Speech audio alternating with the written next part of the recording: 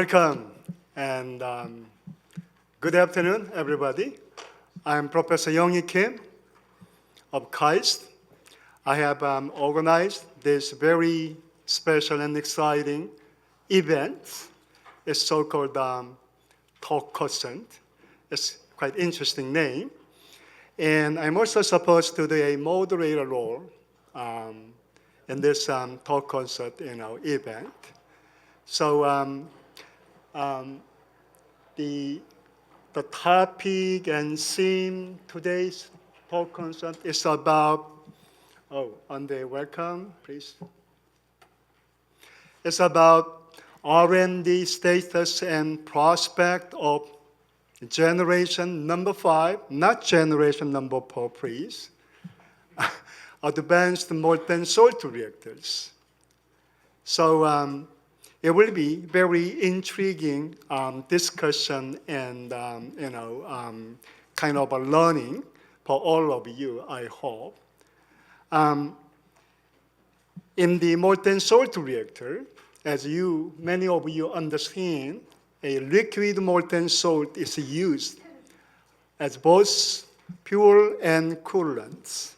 And this, a very unique feature, makes the molten salt reactor a very special and promising in terms of safety, performance, and applications. So many leading countries, including Korea, are trying to commercialize the advanced molten salt reactor in the near future. And also, over 20 startup companies, we have here 3 leading startup companies, also developing their own molten salt reactor for near-term deployments. So I have invited global leaders in the molten salt reactor R&D and technologies. And also here we have representatives of 3 very leading startup venture companies, including TerraPower, Seaborg Technology, and Terrestrial Energy. So I do hope you guys enjoy this exciting events, the talk concert about the advanced molten salt reactor, and hopefully you find some interesting information about the advanced reactors. So before we begin our speakers' talk, we will see a short video clip about the BrainLink program supported by the KOSFT. It stands for Korean Federation of Science and Technology Society. Okay, so it will be about 6 minutes. Okay, please.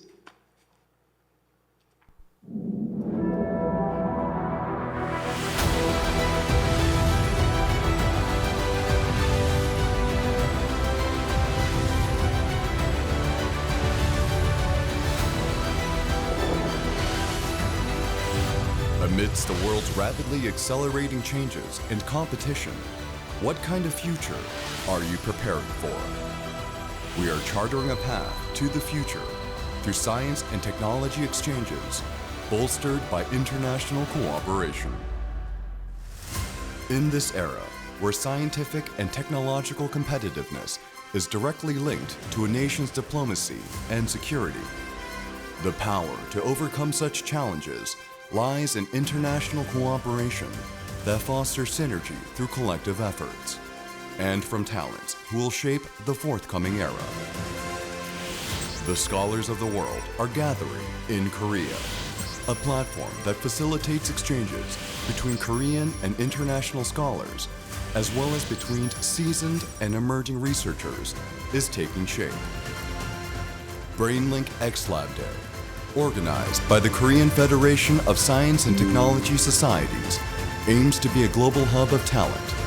By consistently enhancing and expanding the global talent network, we're laying the groundwork for a brighter future.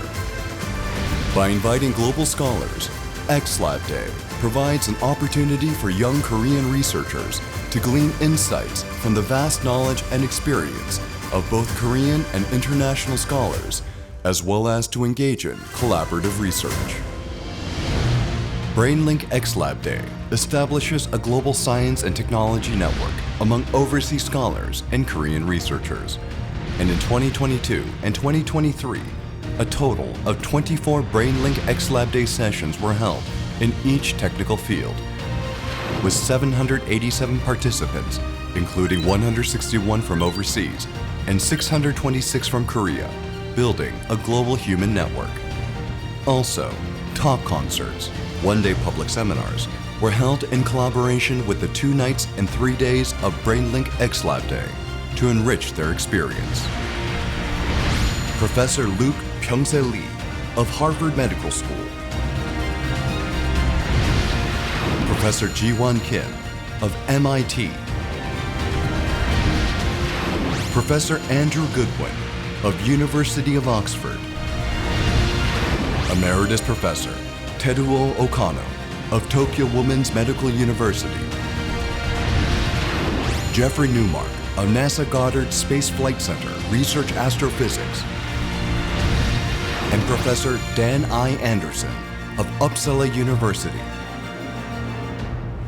The discussions will span 12 national strategic technology fields, pivotal to Korea's advancement, including the 3 game changers: quantum mechanics, nuclear technology, and AI.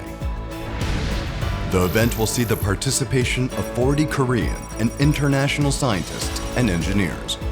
With 2 organizers leading each technical segment, the gathering will foster in-depth academic exchanges, encompassing the sharing of recent trends and information in core technology fields, in-depth discussions on research findings, and the sharing of ideas.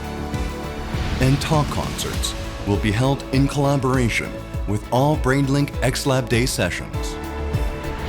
The focus of XLab Day is connectivity and sustainability. Following the event, communities and clubs will be established based on each XLab Day session to ensure ongoing dialogue among attendees and promote collaborative research. COAST supports the reinforcement and expansion of the networks established through XLab Day. COAST, the organizer of XLab Day, stands as a beacon for Korea's science and technology society. Established in 1966, its mission has been to safeguard and amplify the rights and interests of scientists and engineers.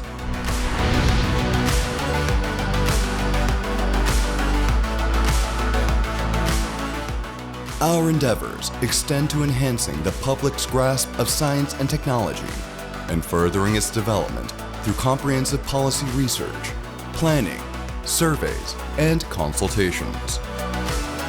As Korea's largest science and technology network with over 600 affiliated organizations, we are committed to promoting domestic and international cooperation and exchange.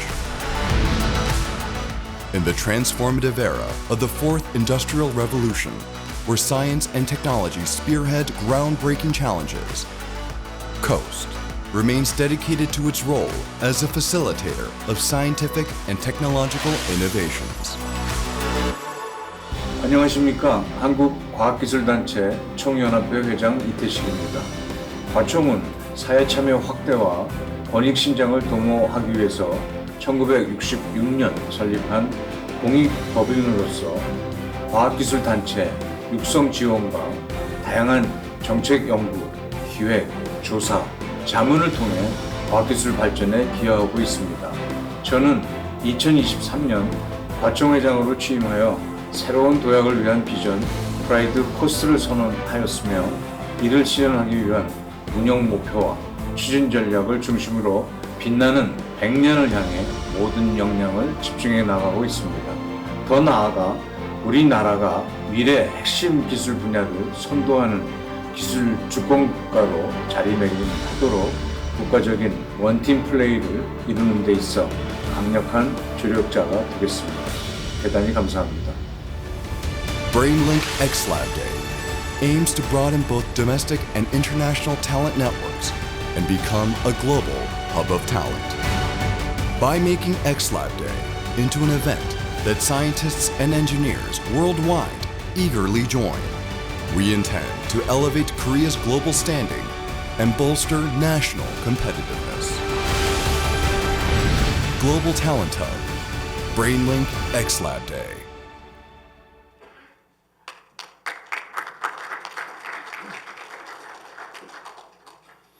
Interesting. So I understand the BrainLink program is trying to link Korean brains with the global excellent brains in excellent laboratories. So I have, today we have 8 excellent top-notch experts from global countries. And I do hope all the audience, you could be proactive, because this is about networking. So please don't hesitate to ask questions, to raise questions, and to maybe you may debate or, so it's about networking. So please try to be proactive in whole, talk consent events. Okay, so now we will have, the talk by each invited speakers, and each talk will be about 14 or 15 minutes, but I should say it should be at best 15 minutes, okay? And depending on situation, I will take 1 or 2 questions from the floor audience if I have time, okay?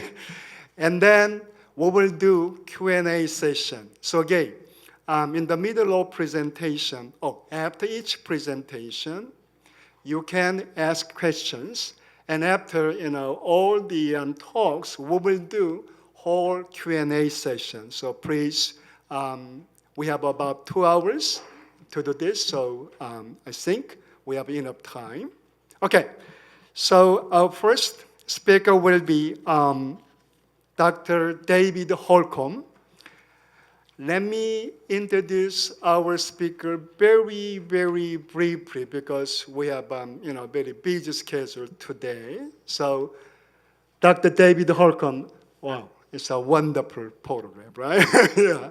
So he is a Molten salt reactor technical lead of USA at the moment. And actually, he worked in this area over 30 years.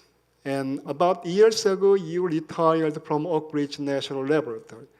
But the US, they requested him to serve more, right? So today, he will talk about history and promise of molten salt reactor. So let's welcome Dr. David Holcomb.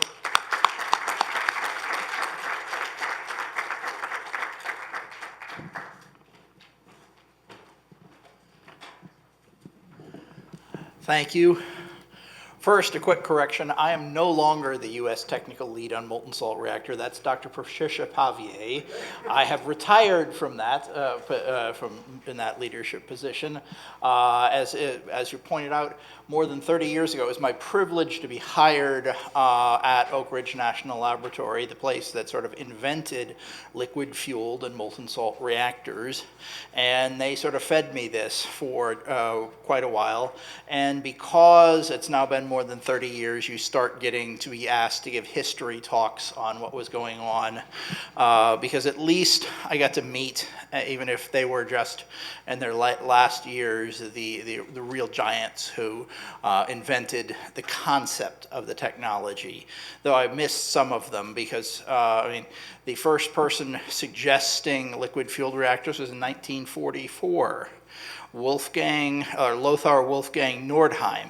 Fowler-Nordheim equations, for those who like vacuum tubes, was one of the things he was suggesting in 44. And by 1949, Oak Ridge was designated the U.S. lead for molten salt reactors, and so it was going on from there. And so, as you note, I now no longer work for Oak Ridge National Laboratory. I'm a retiree from there. However, Idaho National Laboratory is the nation's nuclear laboratory, and they asked me if I would come and work for them, largely to lead their molten salt program, to see whether I could actually try to expand it. And so my job really right now is to help expand around the world, in particular in the US, molten salt reactor research to see whether we can't turn one of these, because right now my career to date is a failure. There's not a single advanced reactor running anywhere in the free world. And I want to change that. Yes, I want liquid-fueled reactors. I'm a molten salt fan. I want them to go first. However, I'll take anything right now, because right now we have nothing. Oops. Okay. So first thing I want to know is, what the heck is a molten salt reactor? How do you differentiate that from any other reactor? It's basically, molten salt does something important in the core, whether it's the moderator, the fuel, or the coolant. As long as it does something important in the cool, because molten salt reactors, there's not one single design. You had almost, let's get the right one. Almost any, and the laser doesn't work. Okay, so we'll use that. All right, so basically you've got salt-fueled and salt-cooled, and salt-cooled are going forward pretty well. The Kairos Power is what may be the first of the advanced reactors to go out. There are halide salts. They have both chlorides and fluorides, and as well as mixtures of chlorides and fluorides in there. Actinides, LEU, thorium, uranium, true, HALEU, mixtures of all these. Almost every known fuel cycle, fast, thermal, time variant, spatially variant. Curio Legacy just was a new company formed that's got a thermal spectrum in the reflector and a fast spectrum in the core. So these are a wide range of different options. Again, multiple different primary system configurations, fuel salt in tubes between plates, open cores, fuel salts, we have integral systems. We also have things that are loop designed. So it's just a wide variety. There's no single molten salt reactor. Why use molten salts? Mostly because they're pretty good at it, at what you need to do. They get you can put a lot of fissile and fertile materials in them. They're stable thermodynamically. You throw lots of radiation at them, they form the same thing. It's ionic liquid. The atoms barely know each other, so if you bang one of them around, the same thing forms. Really low chemical potential, no vigorous reactions. You have an accident, you let air into this, not much happens. Excellent heat transfer, very high boiling points. You've got typically hundreds of Kelvin to boiling. Adequately compatible with nickel-based alloys if you maintain the chemistry correct. They're compatible with chemical processing. Probably aqueous and halide salts are probably numbers 1 and 2 on our things that we know well about. How do we do chemical processing? I mean, look at 1000 Cs. How would we do aluminum separations? And without the fission products, they're transparent. Okay. Cite some of the experts on here. A couple of people who got Nobel Prizes, who were orders of physicists that the world just might not know. They're just amazing human beings. Eugene Wigner and Harold Urey both really thought from the beginning, why shouldn't they be liquids? I mean, you made everything much more simple on there. Why would you want to have a solid in your fuel? One of the things you want to do is transfer heat. Liquids are good at that. I want to take things in and out of the core, in and out of the fuel. You have to dissolve a solid to do that. It's just much more difficult to do many of the things you'd like to do if you've got a solid. And so right from the beginning, we had a couple of folks who are absolutely brilliant who said, we really should be using liquids. Okay. They started with the first nuclear era. As we said, by the late 1940s, Oak Ridge was really working on these. Extensive development programs in the 40s through the 70s, including the really highly successful molten salt reactor experiment, which was the first long-term reactor test. Again, the US presented this to the world in the Second Atoms for Peace Conference. I highly recommend the book Fluid Fuel Reactors, which was published in '58 by the Atomic Energy Commission. Again, in 1958, we were deciding which types of fluid fuel to use, whether to use a hydroxide, whether to use something dissolved in a liquid metal. And really, we decided to use the halide salts because they had the highest potential. And we were really, again, thorium-uranium breeding cycle homogeneous reactor, 1944. Salt-cooled reactors, okay, originally proposed by the Russians back when TRISO was new in the late 70s. However, it was really reinvigorated / reinvented, because nobody did anything with them, about just over 20 years ago as an alternative to high-temperature gas-cooled reactors. Okay, early timeline. Originally proposed by Ed Bettis and Ray Bryant as the two people who said halide salts doesn't really work. But the aircraft nuclear propulsion program, we were looking for something because we didn't have ICBMs yet and we needed to keep aircraft in the air. We weren't good at refueling yet. But that meant the aircraft reactor experiment. 1953-54, we were running this. Yeah, it only ran for a couple of 100 hours, but it was still amazing, and we'll have a slide on this. Then you look molten salt reactor experiment. That was really the thing which really were getting us going. We first got planning permission was actually in 61. They started some early work in 1960, and by 1965 they were going critical. They were intending to continue going into further things and looking at denatured things because proliferation resistance was becoming very important in the mid-70s. But that was when the program died, and we'll talk about why it died then. Again, ARE successfully demonstrated liquid salt concept in 1954. Demonstrated up to 860 with circulating fuel. Notice this is fuel salt in tubes. Again, UF4 dissolved in sodium fluoride. Gaseous fission products evolved out. That was one of the neat things on here. We really didn't have a problem with xenon feedback. Very stable operation. We did low power experiments, high power experiments. It was a really impressive thing that you could do with just a matter of a few months to assemble it.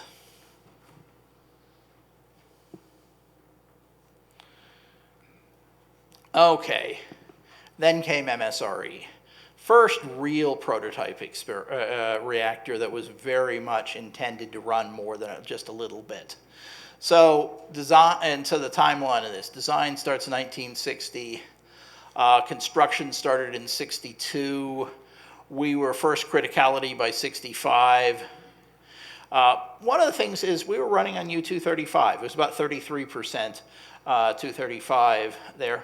And they decided they wanted to see whether we could run on 233. Gee, it took them 6 days in 68 to go ahead and change whether you were 235 to 233. That's pretty darn impressive. I can't imagine, putting a lead test assembly and figuring out how to do something like this in a solid fuel, how many decades it would take.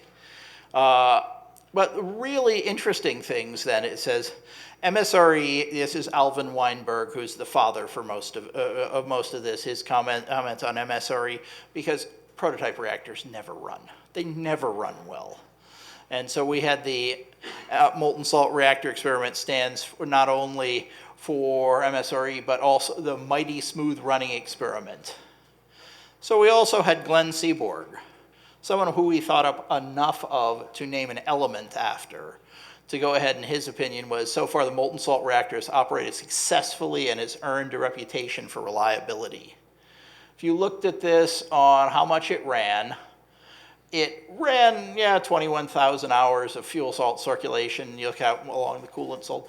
But you look at what's interesting on this, on the availability.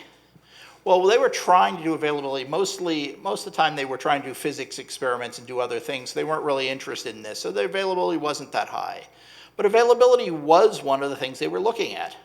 So the first time they looked at availability, the final 15 months, they had an 86% availability. That's bloody amazing for a first of a kind.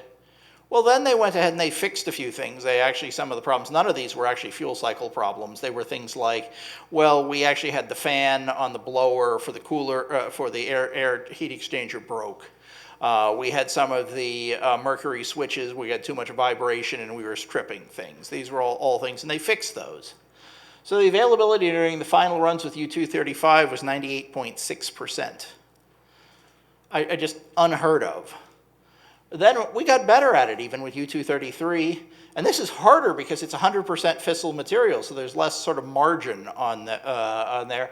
And this final 4 months running with U-233, 99.9% availability. Don't know what the last trip was, but it's just amazing how well these things worked. Now, admittedly, that helped to have some very, very brilliant people circling around it, but it's still an amazing feat. So, with all this, it worked great. We were doing wonders on here. Why don't we have them? Why aren't they already there? We were trying to do this in the 40s. Largely, it was we weren't finished yet. There was still a fair amount of stuff to do. It was kind of hard. And the US was trying to figure out, okay, we only have a certain amount of money we can spend on this. Which reactor are we going to, advanced reactor are we going to spend money on? Well, sodium reactors has gotten a big lead. But they were looking at the evaluation of the molten salt breeder reactor, the AEC. It's really good to have some really brilliant people come look at you and say what you're doing wrong and what's bad about this. And they told us, was basically there's a number of technical things that we can't do yet. And we think that it's not worth it, mostly because right now we got plenty of power. The grid's amply supplied. By 1980, all of a sudden, the grid growth rate went way down. And they're going to cost a lot of money to go ahead and finish this. It wasn't there was something fundamentally wrong, it was just expensive. And because they were, and also the fuel cycle they were using at the time was very vulnerable to proliferation just because you had access to essentially pure fissile material at several steps in there. So they needed to have a different fuel cycle. And there just hasn't been enough incentive to reconsider the program closure because, frankly, fracking came along. The U.S. has had ample supplies of energy and inexpensive, and they just haven't wanted to go spend the money on this. And we haven't really looked at how do you do things where you've got a very high degree of proliferation resistance. Again, that was what Herb McPherson, who was one of the leads, thought about at the end. It was basically we needed a lot more money because we were successful and we needed to go to the next phase. And at this point, really couldn't justify that because the need wasn't there. Okay, why molten salt reactors? Why are they important? You got to look at this and do a comparison then. Why invest in these things instead of other advanced reactors or in addition to, because I think they're all important. Basically, affordable, safe, carbon-free power. Safety, cost. I mean, low pressure means no high-strength components on here. If you look at some of the accident conditions on these things, stuff flows like water. Even if you crack the reactor vessel, it flows down on the floor. Well, hopefully the floor is a nice stainless steel pan where it goes down to a drain tank. Basically, you moved it to a maintenance configuration. Again, no fuel fabrication, there's fuel quality. If you can change your fuel out in a week and decide to try something new, and very good negative reactivity feedback. One of the cool things is high exergy. You guys are all done thermodynamics, we're at a college here. That's called, we deliver all our heat at really high temperatures, while the high temperature gas reactors are actually hotter because there's a much smaller window we deliver the heat at. We actually have more ability of doing work than any other reactor type. So that tells you things like thermochemical hydrogen production, liquid fuels. I'm hoping to actually get a nuclear aircraft because I'd like to make synthetic fuel with my MSR and fly an aircraft with that. So hopefully we can finally make the nuclear aircraft come to fruition. Isotopes for industry and medicine, desalination, all those other things. But the potential to avoid actinide waste. I mean, simply put, these things, there's no definite lifetime for the fuel simply because we take the stuff we don't want to out of it under course of normal operations and put the things we do want into it. And there's no radiation damage based lifetime on this. As long as you can continue to process it, I expect the fuel will be used in the next generation, the next generation, the next generation of the reactors. And that's one of the big things. And then, of course, today, we don't put out anything in the air. Again, one of the things I point out, again, just general advanced reactors, The metrics of human health and happiness improve steeply with access to adequate, affordable energy, except air quality. On here, we've got to get something which is not polluting out here. And releasing massive quantities of combustion products into our air and water is damaging our planet. I point out Alvin Weinberg, the father of this, wrote a seminal article in 1974 on the impact of energy production on the global environment in nature at that level. He was on the Presidential Science Advisory Committee in 1967, who for the first time warned the US government about the global impacts of some of these things. This is deeply embedded into the DNA of MSRs about caring about their impact on the environment. And thank you for your attention. Hopefully I'm somewhere close to the on time.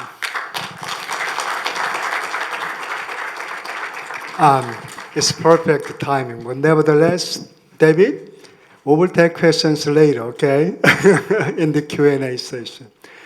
It's wonderful recalling the history of molten salt reactor, and I think his understanding about the promise of MSR is definitely acceptable. So we will invite our next speaker to our podium, Professor Ben Lauritsen from Denmark. He's a professor of Denmark Technical University, or DTU. Quite interestingly, there are two leading startup companies in Denmark, although they don't have any nuclear power plant in Denmark. And they are very, very aggressively looking into advanced molten salt reactor. And Ben is leading the molten salt reactor R&Ds in academia. And we have another speaker from Seaborg Technology, which is the Danish startup. We will see a representative soon after Ben. So his talk about molten salt reactor activities in Denmark. So let's welcome Professor Ben.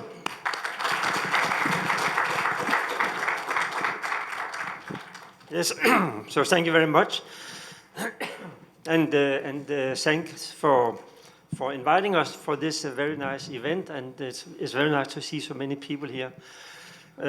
I'll try to be brief, 10 or 15 minutes maximum, and do allow me to make one step backwards. So let me just do this one and say, what is it? Why is it that we need molten salt reactors? Why is it that we need nuclear power?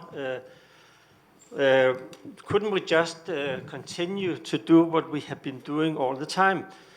This is the global use of energy. Our energy production, energy consumption is based on fossil fuels. 80% of our energy production was fossil fuels 50 years ago. 80% of our energy production today is fossil fuel. We use more coal, oil, and natural gas than ever before. In spite of what many people believe, also in my country, Denmark, where people believe that we are on track to a green energy transition, that is not the case. And as David rightly pointed out, the use of fossil fuels are causing us a lot of troubles, including CO2 emissions. Another problem is, of course, air pollution. WHO is estimating that millions of people die annually prematurely due to lack of access to clean energy. So outdoor pollution, indoor pollution. So what to do about it? Well, the existing technologies that we do have, there's a lot of emerging technologies, but those technologies that we do have this is for electricity production, there are only 3 technologies that stand out as clean and safe, and these are wind energy, nuclear energy, and solar energy. Much cleaner, much safer than the fossil friends. In Denmark, we are using fossil fuels also. We made a transition to using biomass Biomass is on the paper is a renewable energy, but in practice, of course, it also emits CO2. So we're not as green as we might believe we are in Denmark. I think the single message here is, in order to make a green transition, in order to get to reduce our reliance upon fossil fuels, we need all technologies that are available, and this is really wind, solar, and nuclear energy. I had the opportunity to address a committee on the European Parliament last year. So these are the next two slides, and trying to provide a view on the energy policy, the way I saw it. And it seemed to me that the two main drivers for politicians and for the public is really the need to have clean energy and secure energy. You might want to add economy to this, but most people and even some in the industry are willing to pay more for the energy as long as it is clean and secure. This can be translated into three requirements. It has to be dispatchable. You cannot store electricity, so you have to meet the load at any given time. You need to have something that you can turn up and down as needed. It has to be scalable in order to make sense. And of course, it has to be zero carbon. Now, nuclear energy is the only technology that we know that would tick on all of these three requirements.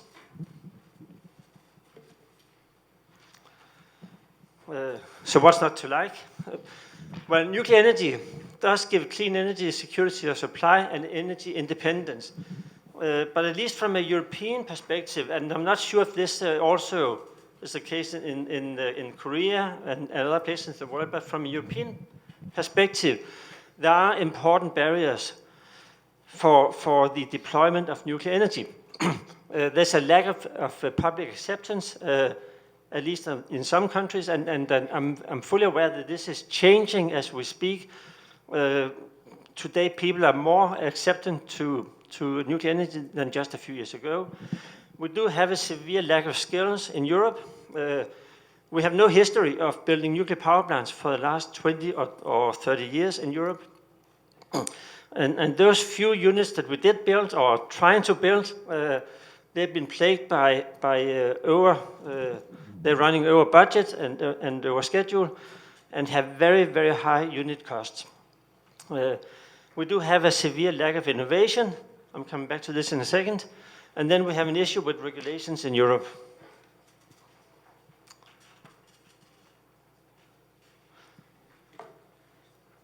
So we do need nuclear innovation. I think this slide is trying to summarize why we need it. So starting from the top left corner, our electricity system will be dominated by variable renewable energy in the future. We're going to expand heavily on wind and solar, and that would require more flexible, dispatchable energy than we have today. So any new thermal power plants should be geared for flexible electricity production. We have a lot of industry that are eager to have nuclear energy or stable energy. It could be desalination, but there could be a number of other industries that really need to have secure and stable energy. We have an issue with the non-electricity sector that we also want to decarbonize. This could be district heating, and it could be process heat for the industry. And finally, we do want to make synthetic fuels power to X through hydrogen. And for all of this, we do need nuclear innovation. So back to the topic, why molten salt reactors?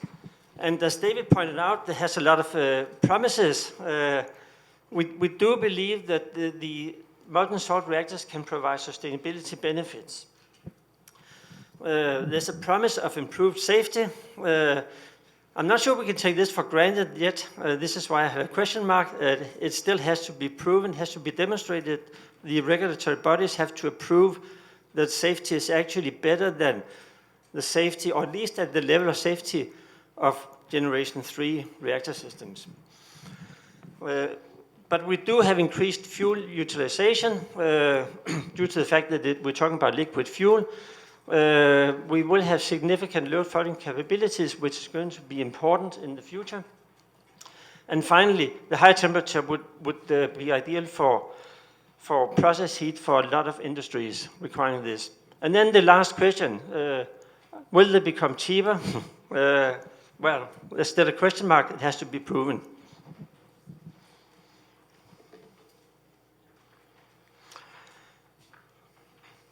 Now, in Denmark,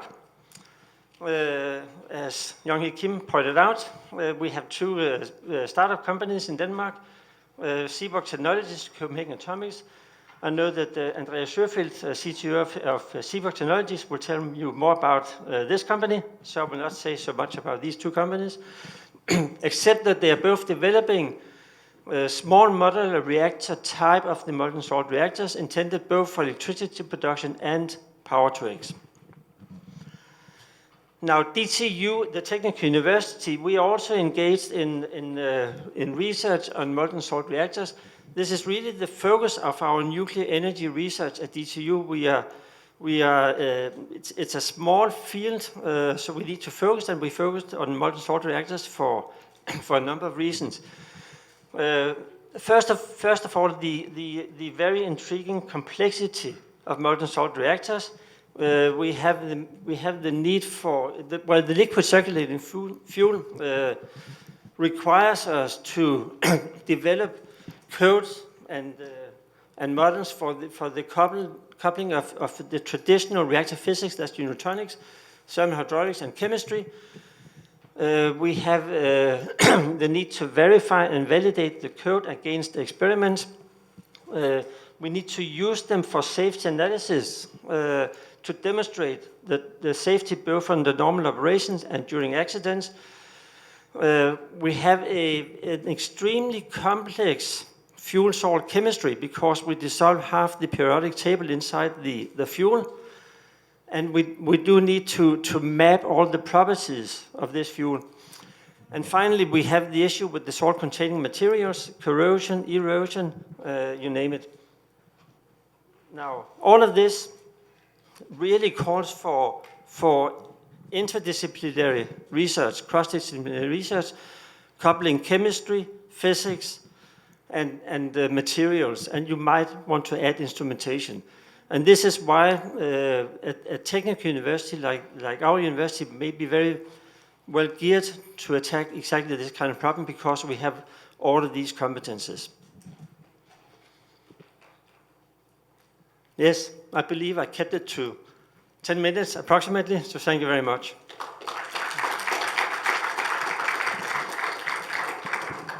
Okay, thank you. Do we have any quick questions?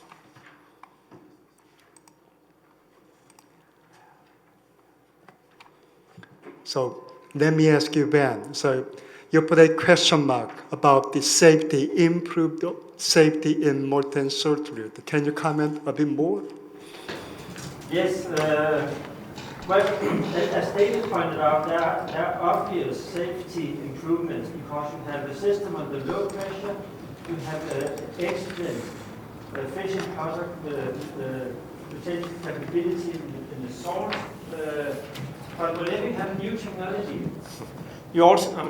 whenever you have a new technology, you also open up for other type of accidents, and we simply still have to demonstrate that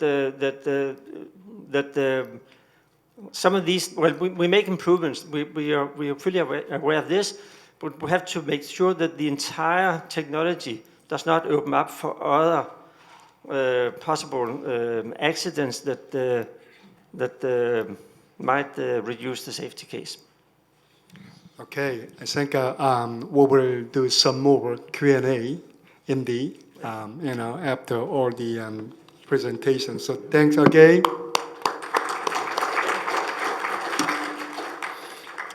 Our next speaker will be Dr. David LeBlanc from US, I should say US. He is actually founder of a company called Terrestrial Energy. This is one of the leading startup company developing advanced molten salt reactor. So today he will, I think, briefly introduce his integral molten salt reactor. So let's welcome. Thank you very much, and it's a real pleasure to be here. Slight correction, CTO, Chief Technology Officer. No business skills. So, let's see which way are we going here. Oh, yeah, the other way. Yeah, so Terrestrial Energy, we are officially U.S. now. We re-domiciled to the United States recently, but the majority of our engineering and science work is still being performed in Canada. We started in Canada, but the long-term horizon just looks better in the United States for us. So I knew David Holcomb would give a great background, but just kind of a few things about why molten salt reactors in general. So let's talk about the others. Light water reactors, they've served the world very well, and CANDUs as well. I'm being Canadian by heritage, know a lot about CANDUs. But their safety comes at the cost of very highly engineered systems.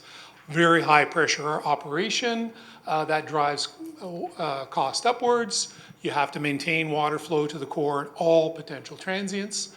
So we've got a lot of experience, but we're not really going to make these any less expensive, or not by much. So it's hard to imagine that light water reactors on their own could really provide our needs going forward.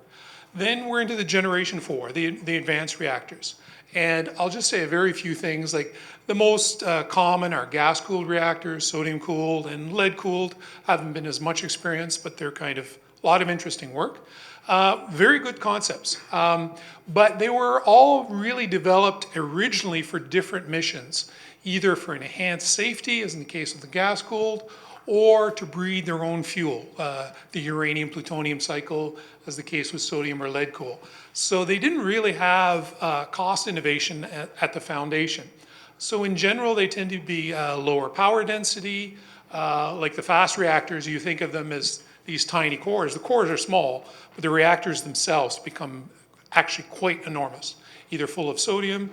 The lead cools can be a little smaller, but then the density of lead leads to a lot. So that is why a lot of us have found this molten salt field. Liquid fuel aids the decay removal through convection, natural circulation. A liquid fuel is far simpler to qualify. As David mentioned, there isn't really radiation effects, so we can do so much without a reactor to qualify these. Low pressure operation, that lowers cost. And they can run on a variety of fuel cycles. So getting into some of these choices, and there's a lot of really good choices in molten, and we have different representatives on the panel today. So they can be run in thermal spectrum, fast spectrum, and I first want to comment that almost any molten salt reactor is an excellent choice if you want to destroy or usefully get rid of plutonium, separated, et cetera, maybe so it's not going to your waste stream. Thermal or fast spectrum. People think more of the fast spectrum, but I can make a very strong argument that there's big advantages in the thermal spectrum as well. Second, molten salt reactors can breed their own fuel. They can be breeder reactors. So more famously on the thorium to uranium-233, and that can be done either in a thermal or a fast spectrum. And if you're looking at the uranium plutonium, you will need a fast spectrum for that. And that's an admirable goal, long-term goal, but I feel kind of significantly adds to cost and complexity. And I would remind, there is no real shortage of uranium. People will look at the red books and the values. A good example, copper has never had more than 20, 30 years of proven resources. When you're using it, if you need more, you continue your exploration, open up new mines. So I do think we can have a lot more nuclear power before we're going to challenge uranium sources. Molten salt reactors can be fast spectrum or thermal. If you want to be fast, if you are on the uranium to plutonium cycle, and that can actually be either with chloride or fluoride salts. There's both approaches being proposed. There's kind of unique challenges to the startup fuel. Either you're going to be using separated plutonium or the need for high assay LEU. So it gets difficult anything above 10% because the classification of the enrichment plant completely changes. You can't just modify an existing one. You need a brand new facility. And yes, the high power density, that gives you pretty exciting potential, but it does challenge things like decay rule because your heat there's not as much thermal inertia. Molten salt reactors were historically developed for a thermal spectrum using graphite as moderator. And I would point out you can avoid the complexities of breeding by choice of just considering a simple what you'd call burner or converter reactor using standard LEU. And what I mean by standard is enrichments below 5%. That is what is licensed around the world now. They have, with the thermal spectrum, very high thermal inertia. Reactivity coefficients are outstanding. Neutron lifetimes are longer, et cetera. It just really leads to a slower system, and slow is good in nuclear. So terrestrial energy has chosen the simplicity of the graphite moderator. There's challenges, of course, with dealing with graphite, but this is our design choice. So very quickly about the IMSR, we've developed each core unit, that's the expression we use for these, is about 440 megawatt thermal, giving an electrical production just under 200 megawatts. We have currently designed for a twin facility, so almost 400 megawatts electrical output. But some of our design choices are, we are what you'd call a a pool type reactor as opposed to loop. So our primary heat exchangers are within the same reactor vessel. We don't have a drain tank. We don't like to have any kind of lower penetrations. So that fuel salt remains within that reactor vessel for the lifetime of the system. Makeup fuel, that is 5%, is added slowly, a very small volume. That circulates within the primary system, and a secondary fluoride salt takes the heat out, where we have a tertiary loop that uses nitrate salts. Like many, even in the sodium field now, they're proposing nitrate salts. And that's what gives our heat to industry. Either we're going to make steam and electricity, or steam for industrial heat. So that gives you a general idea. I think that's about all I wanted to say on that. We really are trying to standardize our nuclear facility as much as possible, but we really feel the industrial heat market is a very important part of all this. So we can have many different customizable applications of heat or power. Do you want steam? Do you want both steam and electricity, cogeneration? So there's a number of different ways. I won't get in, there's not time to get into too much here, but one thing I didn't mention, we love graphite, gives us challenges. Graphite has a limited lifetime, depending on your power density. So we feel we're not too high power density, we're not too low. We're about 4 meters wide, about 18 meters tall.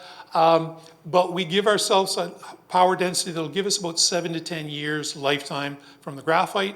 Instead of trying to replace the graphite, we are replacing that core unit. So it's sort of a plug and play. We have multiple heat exchangers and pumps. So if there's any technical difficulty for at least a short period, we can run, we have redundancy, so we can kind of run N-1. We also store those finished core units, they're drained of the fuel salts, et cetera, within the same reactor building. So nothing radioactive has to leave for the full life of the plant. Just IMSR at a glance, compared mainly to light water reactor technology, much higher output temperature, about 585 degrees. There's so many industrial heat uses that light water reactors just cannot provide. Much higher electrical efficiency because of the higher temperatures. A reactor of our size in light water would only be about 30% efficiency.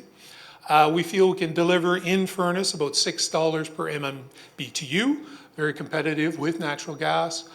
We feel our nth of kind would be about $54 a megawatt hour. There's just a few kind of build on 65 years of the experience of development. And very importantly, using standard fuel. So it is what is available today. There's a lot of work being done because almost all other Gen 4 reactors require HALEU, that above, technically above 5%, but it's above 10% that it really gets hard. And so that's a big advantage that is really only possible in the thermal spectrum. A little bit about our program. We've been going for, well, about 11 years now, so we're well into the engineering. Our design, of course, has grown in size. When we first started, it was probably about half the volume that we thought. That's what happens in detailed engineering and going through the regulatory process. But we have very active R&D activities. I think we're about the only vendor that's doing active irradiations. We have 192 specimens of different grades of graphite within the Petton reactor. We've finished the first half of their irradiations, including their post-radiation examinations. So we know a lot now about graphites for molten salt reactors. For molten salt reactors, you need, there's a lot of different types of graphite, but you want very small pore. So we've become an expert in this field. We have a contract in place with Westinghouse Springfield in the UK. Again, the fuel is fairly straightforward to get, but they're going to work out a pilot plant to produce fuel first for any kind of our experimental facilities, like physics test facilities, and then kind of go forward from there for production of power. We've gone quite far in the regulatory process. Until we have a plant we're trying to build, that's when you get into the true licensing. But we've completed the full vendor design review in the Canadian regulatory system, phase 1 and phase 2. We completed phase 2 in 2023, the first advanced reactor to do so, kind of non-water reactor. That gives you a very important statement of no fundamental barriers or license, so that really helps de-risk things from an investment point of view. We're doing more and more through the US NRC. We recently, at least from our end, finished. We had a final session with the NRC on a topo report on principal design criteria, and I would never ever speak for a regulator, but from our point of view, it went very, very well. And that's all I have. So, thank you very much.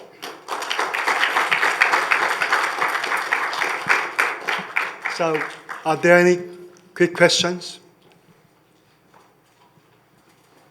Okay, again, let me ask you. So, when are you trying to deploy the very first IMSR? Well, we're aiming for early 2030s, like probably 2032 or so. It depends on client, depends on investment, et cetera. The advanced reactor community, it's a bit of a strange state because you love government help, but government help also really limits your access to private capital. Because if you're a private investor and you're worried, well, if the US government, Canadian government, Korean government suddenly gives lots of money to others. So I think we'd all agree that we are almost entirely based on private funding, but that can be a challenge when it's longer time horizons than most investors are used to. But we've done well to date. And the first demonstration will be in Canada or in the US? I would say more likely the United States. Oh, okay. But the world is our market, but we really want to start in our home field to start, either US or Canada, and prove it there, and then sky's the limit after that. Okay, thank you again.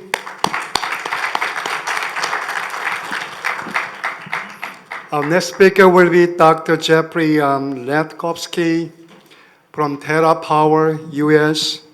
As everybody remember, TerraPower was established by Mr. Bill Gates, and they are developing both advanced sodium-cooled fast reactor and advanced molten salt fast reactor.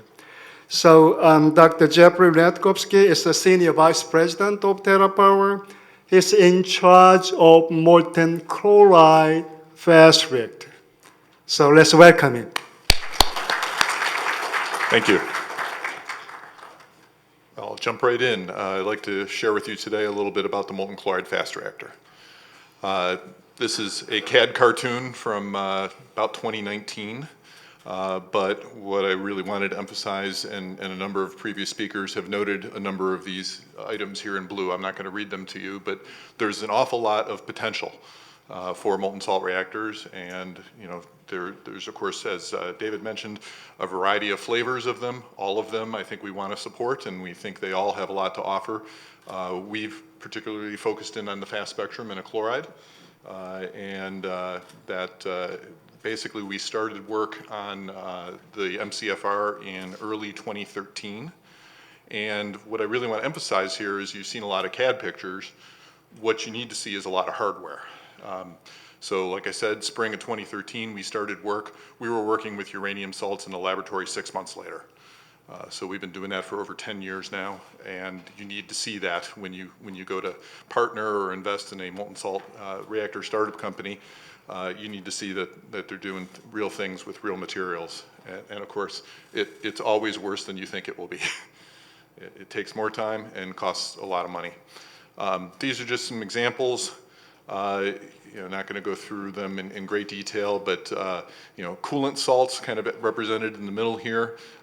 Getting to the point of having clean, pure salts is important. That really matters a lot for corrosion performance. And we've done this through making our own salts, designing our own flow loops. We've run over 60 of these natural circulation flow loops, as well as about a dozen pumped loops, and then larger and larger equipment over time. And that's really what's necessary. All of these pictures, with the exception of the plutonium, these were all taken at my laboratory in Washington. This is work that we do ourselves. We don't need national laboratories to do this kind of work. There are kinds of work, of course, that they do need to do, and that plutonium salt one is actually from Idaho National Lab. We have, it was mentioned a little bit here ago about taking government money. It is complicated and it is limiting in certain ways. So you want to be very deliberate and thoughtful about when you do that. And we've done it in particular for two sizable programs, one called ARC, Advanced Reactor Concepts, that was in 2015. We concluded that work about a year ago now. And moved a large machine, and I'll show a picture of in a moment, the integrated effects test into operations. Today, we're still working on the Advanced Reactor Demonstration Program under the United States ARDP program. And I've heard that Korea is going to be starting its own ARDP program, and that salts may actually go first. And so that's exciting. Congratulations. In our case, we are going to be building a machine called the Molten Chloride Reactor Experiment, and that will actually be the first machine to produce criticality in a fast salt or a chloride salt, and it will be doing both. And we're aiming for 2028 for the criticality. Not the greatest picture, my apologies, but this is the integrated effects test. 2 megawatts of electrical heating, 3 stories tall, 4 parallel loops of significant scale. The IET is a great study, and it's going to be harder than you think.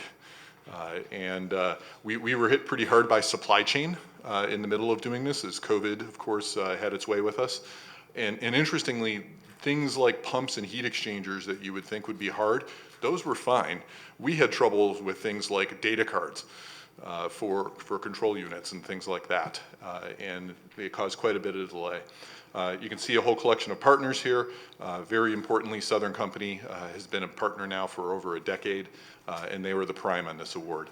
The integrated effects test will probably be running for the next 3 or 4 additional years, and at this point we have over 250 documented lessons learned from running the IET. One of them I can't resist sharing, freeze valves. Many in the molten salt community think you have a freeze plug at the bottom, and if you lose power, something goes wrong, it melts, it drains passively to a storage tank that's criticality safe. That's great, yes. You need to build those freeze valves and test them. We've built over 100, and I can tell you they're finicky. They don't work the way you think they're going to work. You're going to redesign them 3 or 5 times. Just another example of you need to build things. You can't just go off the paper studies. The second DOE award is for the molten chloride reactor experiment. So again, this is going to be an actual critical reactor. You can see our collection of partners here. Again, Southern Company is the prime for this one, and Core Power and TerraPower are working very hard with them on this. And then we have partners in the form of Idaho and Orano and NREC as well that are doing different pieces of the work. But there's a number of things that this will do. I will let you read them at your leisure.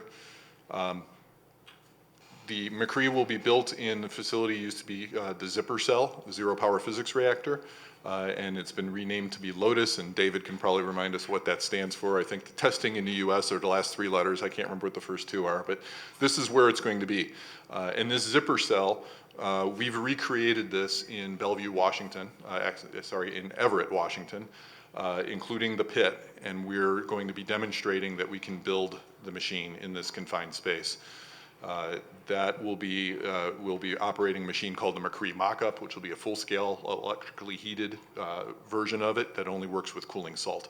And that'll be coming together over about the next year. Some of the procurements are already out there. Interestingly, McCree uses highly enriched uranium.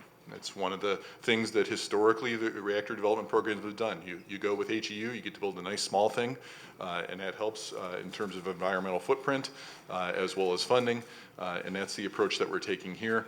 The uranium that will be used in this is 93.2% assay, really good stuff. And we'll have about 500 kilograms of it in this system.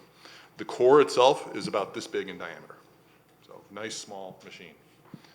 Nevertheless, a lot of work is going into this, and right now we have a team of about 40 at TerraPower we finished preliminary design a couple of months ago. We're now in detailed design. Some of the long lead procurements are out the door.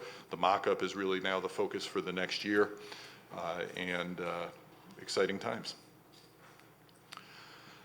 Getting to a commercial reactor, MCFR, the demo, it's really built on this platform. So we have the integrated effects test, we have a set of separate effects tests, we have McCree, we have a project called chloride-based volatility, and then we have the Delta program. And basically the Delta program, the 3 on the left have specific functions. The Delta program is pretty much everything else, and there's a lot of everything else.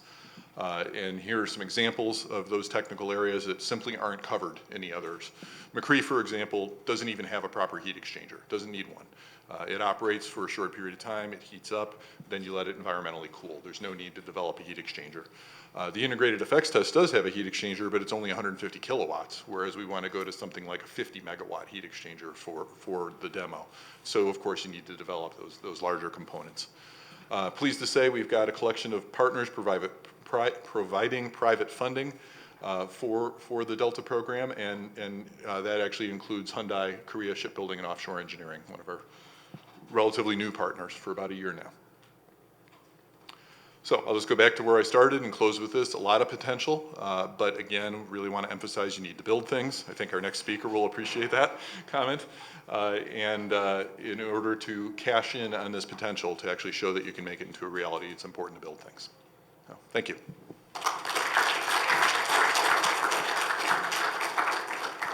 Thank you. I think I can take 1 or 2 quick questions because he was very fast and very quick.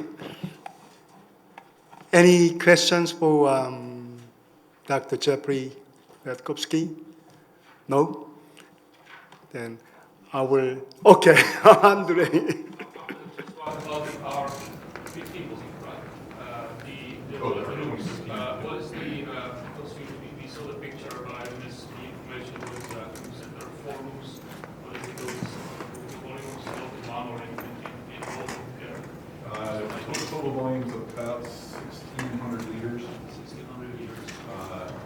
So roughly 2.5 tons. Yeah. So it's not small, but not reactor scale either. No, but it's step by step, so it's... Yeah, when they show that one graphic with the small flows, that's 1/4 inch to 6 millimeters. Yeah, I know that. And then the IET has over a mile, sorry to do this. I know what that is. 1 to 2 inch. 1 to 2 inch.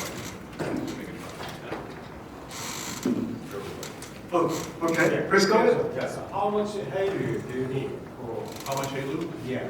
For the commercial plant, we'll need about 20 tons. 20 pounds.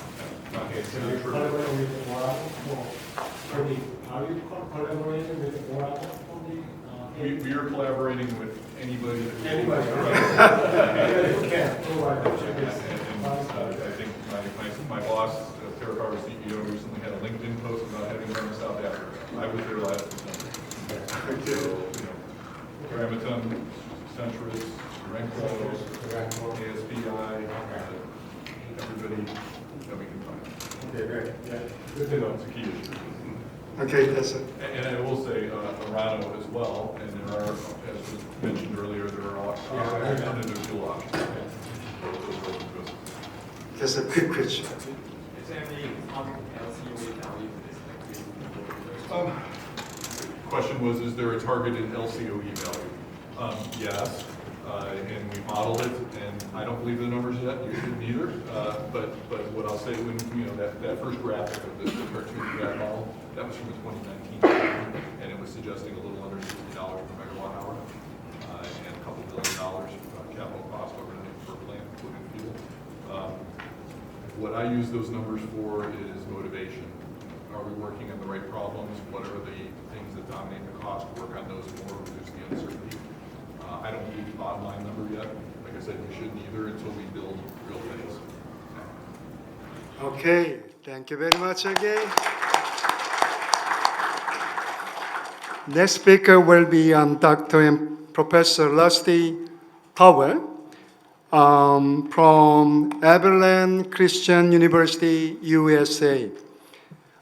He's a professor of departments of engineering and physics, and he's in charge of the a research laboratory called NEXT, N-E-X-T, and I believe this is all about molten salt reactor, R&D and development, right? Yes, sir. Okay, let's welcome Professor Rusty. Thank you. It's great to be with you. I've never been part of a BrainLink before, so this is a really exciting affair for me. So thank you very much for the invitation. Appreciate Professor Kim inviting me. Excited to talk to you about the Natura Resources Molten Salt Reactor 1 being deployed at ACU, and our next lab is a molten salt research reactor. So a lot there. So let me step through and I'll tell you about who we are and what we're doing as I go. First of all, Abilene Christian University is a small university in the middle of the state of Texas on the southern border of the United States. We have a mission to educate students for Christian service and leadership throughout the world.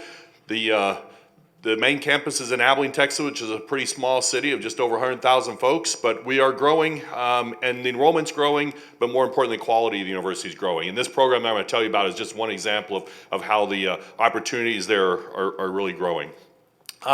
NEXT stands for Nuclear Energy Experimental Testing. And so, as our previous speaker was talking about, we believe in actually building things and testing them, okay? So there's a lot of people that are more skilled probably at simulation modeling than we are, and we're glad to partner with them. But we believe that putting your hands on things and building things is the right way of testing things out. So we're powered by Natura Resources. I'll come back and say more about that, but let me tell you why we're doing what we're doing. We're looking for global solutions to world critical needs. What are those critical needs? They've been mentioned already, but energy. Energy is a critical thing that the world needs more of. We need more safe, clean, affordable energy because 40% of the world's population is still using some sort of biomaterial or animal waste as their fuel source. And so the deaths that come from the air quality problems there are huge. So something like half the world doesn't have really a source of electricity. Then there's a problem with cancer. Half of us during our lifetimes will develop cancer. And so if we can come up with medical isotopes to give doctors another tool to treat and diagnose cancer, that's huge. And then something like a third of the world's population to have access to clean water. And so clean water, in my mind, is really just the proxy for high process heat. High process heat, we can do a lot more with it than just desalinate water, but when you're talking about meeting the basic needs of the world, it's there. And so I love this quote from the United Nations that talks about how nuclear energy is indispensable for eliminating poverty, ending hunger, providing clean water, affordable energy. And so that's motivational. And so it's easy to get students excited to work on this project if you're addressing real problems in the world. And of course, molten salt reactors provide answers to the critical global needs. So the mission of Next Lab is to provide global solutions for the world's need for energy, water, medical isotopes, by advancing technology of molten salt reactors while educating future leaders in nuclear science and engineering. Why molten salt reactors? I don't think I really have to tell this room, but I'll make a list anyhow. They take everything that's good about nuclear power and make it better, and take some of the problems people have with it and basically take them off the table. And so we take the safest and cleanest form of energy. Love the slide earlier, took a picture of it. Thank you, Bernd, for putting that up there. I love that. What's the safest form? What's the cleanest form? We can make it safer. I like his question mark because we need to prove it, so I'm all about proving it. but I think we're going to take that question mark away. I think they really are safer. They're cleaner, more efficient because we're operating at higher temperatures, so we get more electricity for the same amount of thermal energy. Multifunctional, we're not just producing electricity, we can use high process heat, we can also produce those medical isotopes. Scalable, so we can go big and small, carbon-free, reliable, can use a wide variety of fuels, etc. So I think that's the reason for molten salt. When we started looking at molten salt, then we started looking at two advantages, really two key things. The first thing is we want molten salt as our coolant. And why do you want molten salt as your coolant? Because you're able to operate at high temperature but low pressure. And so high temperature gives you more thermal efficiency. It also gives you able to produce that high industrial heat that's needed for so many processes. And then the low pressure means that it's safer. You don't have the high pressure system. You don't have to worry about the phase transition to a vapor. It makes it walk away safe. And by using molten salt as your coolant, then that enables the second key requirement, in my opinion, which is the liquid fuel. By going liquid fuel, you take off the table some of the concerns a lot of people have. What do you do with all that spent nuclear waste? We never have spent nuclear waste. We leave the fuel in the reactor until it's burnt, or if the reactor comes to the end of life, we can actually move the fuel with the coolant to the next reactor. And so we decrease the waste that's produced, simultaneously increase the fuel utilization efficiency. We have access to medical isotopes. You don't have to worry about them melting down. You can use lots of different fuel forms. And so these are sort of the two key requirements in my mind, and that led us to make a decision that what we were going to do is start playing with molten salt loops. So back in 2017 at Abilene Christian University, Next Lab was formed, and in the background there is our very first little molten salt test loop. It was a pretty simple loop. We put it together. This shows without the heating traces or insulation around it, so you can see what the loop looks like. A simple box in the bottom where we have an impeller that circulates salt through a simple triangular shaped loop. I'll show you this picture that shows the finished loop with insulation on it. And the bottom left is then a thermal image, and I'll point out the temperature scale on the right side of that image. This is a simple video showing we circulated the loop, and when we're circulating that loop, we open a valve and let some of the salt flow out. And so what looks like a liquid, a water, in the left image, if you look on the right, it's glowing hot at 180, 190 degrees centigrade, and so clearly it's not water, or else it would be steam coming off of there. And this just demonstrates what happens if you ever have a leak in your system. Well, David told us what happens. It falls to the bottom. And you have a catch pan. Here our simulation is a foil catch tray. But you see, if the molten salt pours out, it spreads out, and it cools off, and it becomes a solid. So any fuel, any fission fragments inside there are contained. So our salt is actually our first barrier to release of fission products or radioactive material. And so you can see impurities in the salt are captured and entombed in the solid.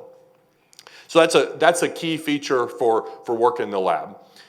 So in 2018, Department of Energy heard what we were doing. They came and they saw our lab. In fact, the Principal Deputy Assistant Secretary for Nuclear Energy, Ed McGinnis, came, and he really loved what we were doing. He loved seeing the loop. This is a picture of him setting at the control and turning on and off the flow of salt in that little test loop. He loved the vision, where we were headed, how we wanted to bless the world, and he loved what we were doing with the little loop, and he wanted to know how we're going from a simple loop to deployed technology in the world. And he asked us to come to DC and tell him about it. And so in January of 2019, President Schubert, the president of Abilene Christian University on the right, Doug Robinson, the center, and myself, we went to Washington, D.C., and we talked to the Department of Energy, and we said, we'd like to build a molten salt research reactor. And at this time, no universities in the United States were talking about building a new research reactor. There hadn't been a new one since the early 90s come online. So we said we'd like to do this, and we asked for fuel because in the United States, universities don't own their fuel in the reactors. The Department of Energy owns it and lets them use it through the Research Reactor Infrastructure Program. In 2019, the Department of Energy was excited to help us. They committed their support to us in writing, and we were off and running. At that point in time, Doug Robinson stood up Natura Resources. Previous to that time, he'd been supporting this project with $3 million from his foundation, but at this point in time, he stood up Natura Resources, and Natura Resources was committed to answer the world's increased demand for reliable energy, medical isotopes, clean water. Sounds familiar. It's a lot like the mission of Next Lab, by developing commercially deployable molten salt reactors. So while Next Lab is an R&D lab at the university, Natura Resources is the commercial entity that will take this technology and deploy it to the world. And so its commercial deployability is what Natura has been focusing on from the beginning. Natura didn't do this alone. ACU didn't do it alone. We partnered with other universities. So University of Texas, Texas A&M, and Georgia Institute of Technology all have sponsored research agreements with Natura Resources the same way ACU does. And so here are principal investigators from those 4 institutions along with individuals from Natura Resources. And we've been collaborating now for the past 5 years working on this. What are we doing? We're trying to build a molten salt research reactor that looks a lot like the molten salt reactor experiment. David already told us about this in the first talk. It ran successfully at Oak Ridge National Lab from 1965 to 69, and so that's basically was our starting point. Let's take something that's been done before, but let's see if we can do it in a time frame where the Nuclear Regulatory Commission is now our licensing authority. And so this is a simple comparison. We have a bunch of shared concepts. What's similar between the reactor we want to build and the molten salt reactor experiment? Well, they're using the same fuel form, same salt form. It's a loop design, graphite moderated, has a drain tank, a short life expectancy, low pressure, etc. We've simplified the design where we can. So instead of using instead of using high enriched uranium, we're using low enriched uranium. Yeah. HALU for the first reactor here. We're dropping the power down by about an order of magnitude to 1 megawatt. We're using simple materials you can get your hands on, like stainless steel 316 instead of the exotic Hastelloy N. We're not going to use a freeze valve. We'll just use pneumatic pressure to hold the salt up in the core. Control rods aren't safety related. There's no cooling water present, so we've simplified it where we can.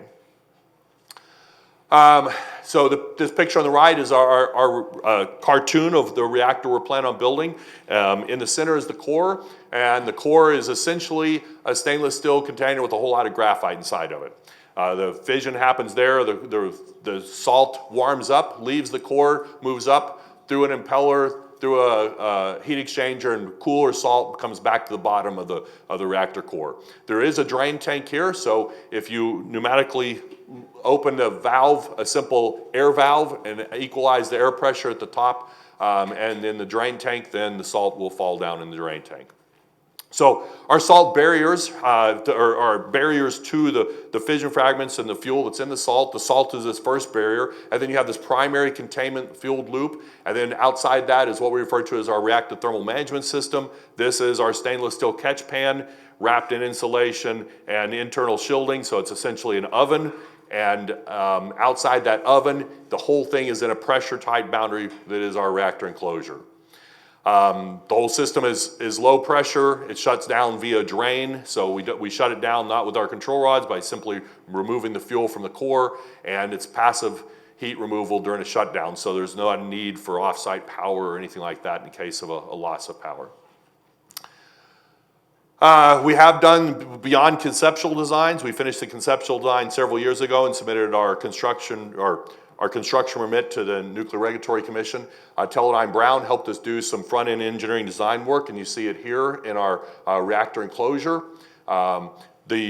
Supporting both the licensure and the detailed design is a whole suite of research that's happening on campus. So on the far left-hand side is a series of salt loops. So the molten salt test loop is the loop that I showed you earlier. The fluoride molten salt test loop is again about a 5 gallon, so it's about the same volume, 20 liters of molten salt, but it's using a fluoride salt instead of a lower melting point nitrate salt. And then the recently commissioned last month, our molten salt test system is over 50 gallons, over 200 liters of molten salt and FlyNac or fluoride-based salt. The second column is isotope extraction, purification, salt purification, and chemical analysis system. Those are all the chemistry that we're doing. As was pointed out earlier, this is a very, very interdisciplinary type of reactor, so physics, engineering, chemistry all have to meld together to make this thing work. And so that second column is basically all the chemical analysis necessary to understand what's happening to the salt. The third column is support systems, instrumentation, data acquisition, filters, and then everything, of course, leads to the research reactor we're trying to build. So this is very focused research that's leading to what we need to build this research reactor. This is done by a large group. This is a picture of just the people working at ACU. Remember, there's 4 universities total, so this is about 70 people that are working this summer on the project, about 40 students and 30 faculty and staff.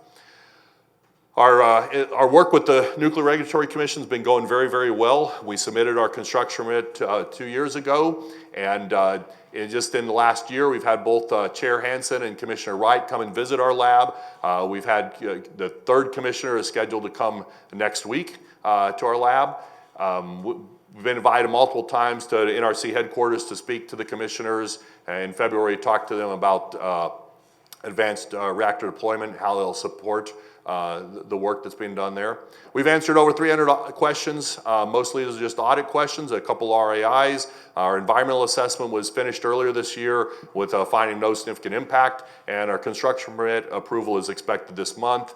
In fact, next week I'll be in DC for that signing ceremony. So we're very excited about our construction permit being approved. And so licensing work is moving along very well. This reactor is going to be housed in a facility that's actually finished. So the Science and Engineering Research Center is a facility that was designed a couple years ago. It was completed just over a year ago. We had our grand opening. This is what the facility looks like. Its primary room is a very large research bay. I'll show you this little picture. This is a picture of the research bay, and what this picture is designed to show you is how this two-dimensional image that's hung by our 40-ton crane, if it was an actual reactor, we can bring it in through that nice roll-up door in the back, bring it in, drop it into this trench, put a concrete lid on top of it, and demonstrate small modular reactor ideas, right? Off-site construction, come and deploy a small modular reactor in a facility. So our facility is ready for it, I was surprised David didn't show this, so I suppose I'll take just a minute to show this. This is a slide actually developed at Idaho National Lab that shows a timeline and different advanced reactor projects, mostly from the Advanced Reactor Demonstration Program. But you do see Lotus, McCree, some others on there. We're very excited that our project has been added to that, so Natura Resources deployment at ACU is on there. We're sort of on this leading edge. We think 2026 is when we can be operational if everything comes together on time. Let me hit this one slide here. So the story doesn't stop with the molten salt research reactor that we're building at ACU. The story actually is that's just the demonstration reactor for Natura Resources. Remember, the motivation for this was how can we bless the world with this technology by providing energy that's clean and safe.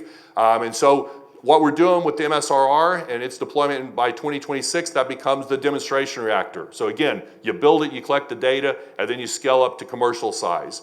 Natura Resources is looking at a first-of-a-kind commercial deployment, something around 250 megawatts thermal, 100 megawatts electric, sometime around the end of this decade, so around 2030, and then an nth of a kind in the mid-2030s.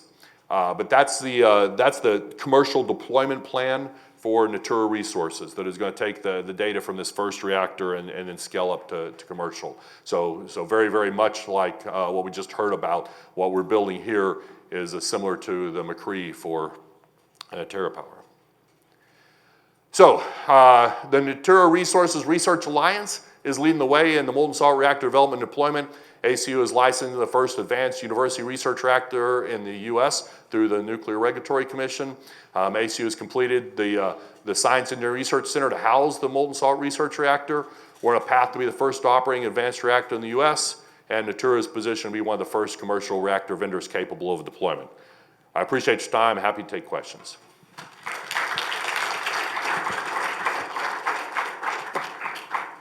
Thank you very much for the wonderful presentation, Professor Rusty. Unfortunately, you overran a little bit. So we will take, questions in the Q&A session.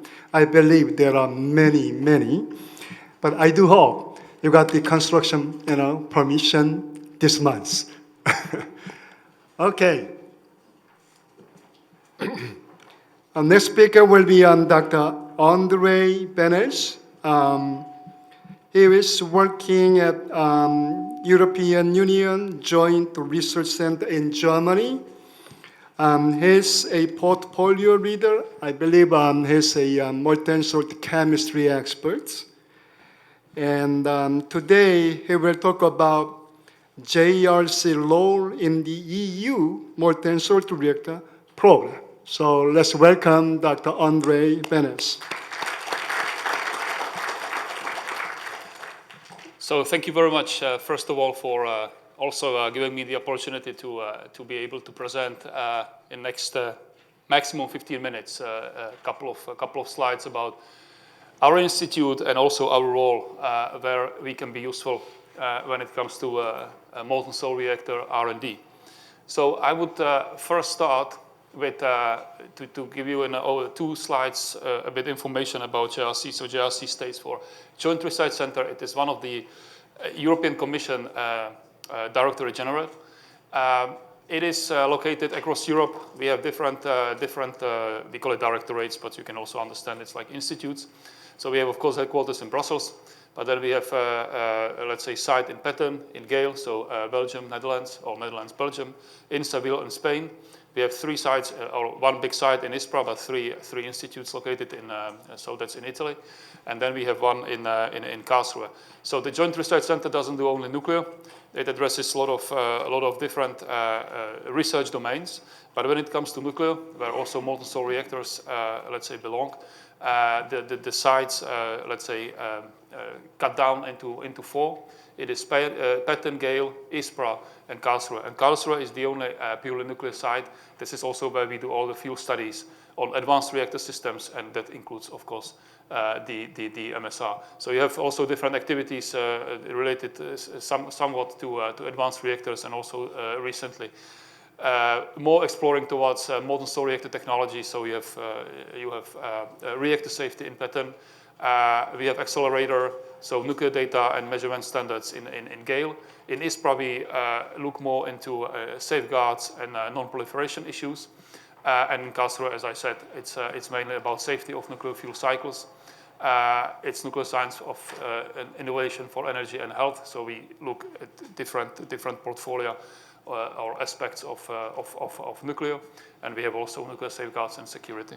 So we've been always involved in what we call European projects, framework projects. These are all projects that have been historically dating down from 2001. This is the first time we embarked on a molten salt reactor R&D. This is when we started, and since then we had 6 projects. So we've been always involved, and nowadays we also get endurance granted, and Mimosa is currently running. So this is also a big project on demonstrating whether MSR could be used for as a plutonium burner concept. So beyond that, we are also very strong in networking, and I think this is also the reason why we've been invited, and also why we are all together. Because, as I said, we've been involved in European projects. We are a European Commission institute or center, but it goes beyond.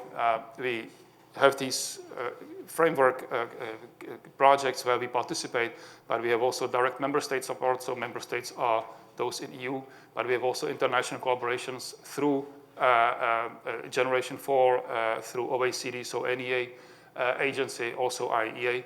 We have also a commercial contract, so we are open to any type of collaborations.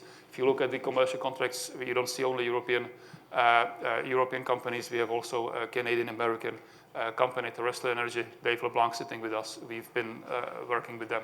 So this is we spread quite across the world. And what is our role is we are not developers. We have developers are in Europe that comes with member states.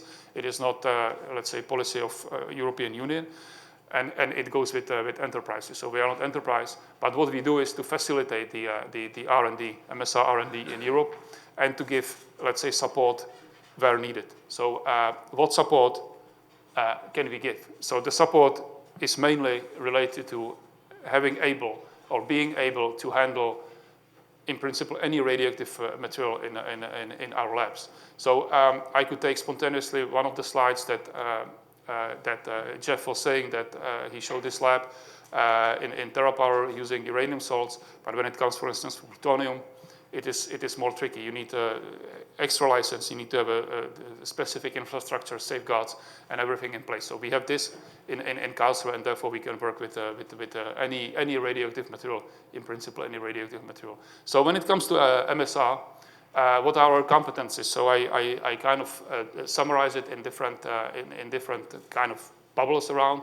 So of course, we need to be strong in synthesis, because if we don't synthesize actinide halides, we look at fluorides, we look at chlorides, we cannot then perform any R&D on them. So this is something that we have in place. We try to improve with more and more requests also coming from our stakeholders.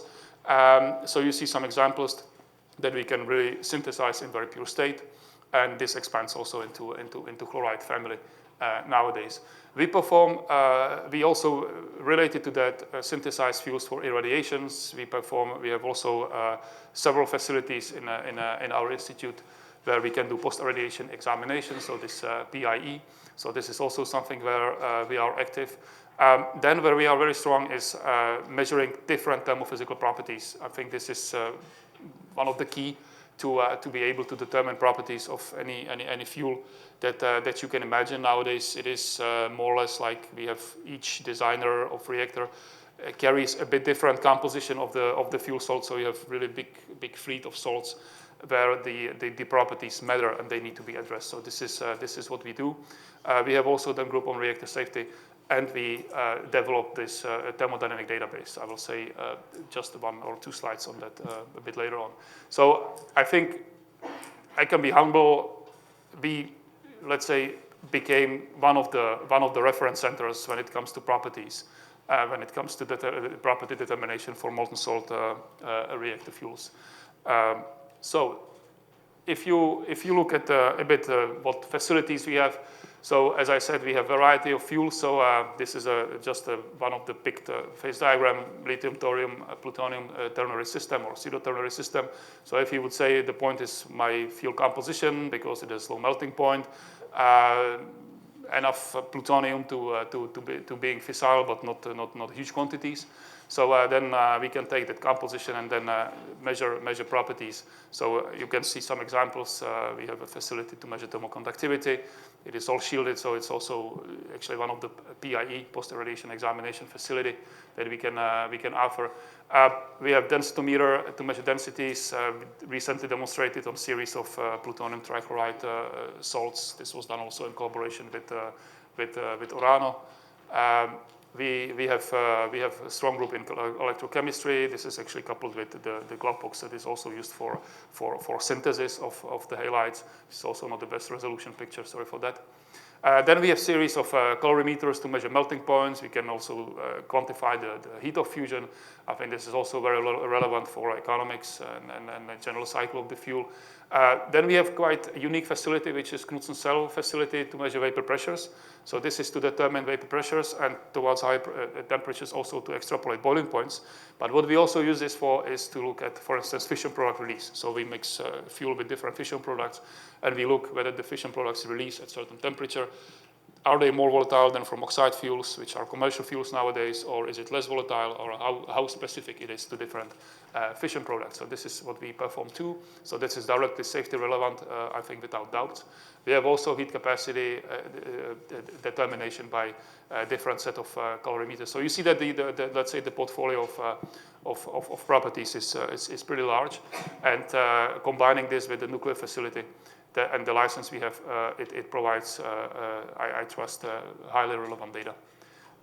So many of the properties that I listed are in this. I come to the thermodynamic database because it's a very useful tool, especially when we look at optimizing, for instance, fuel composition of molten salt reactor fuel, which is, I think, any concept it's always a multi-component system.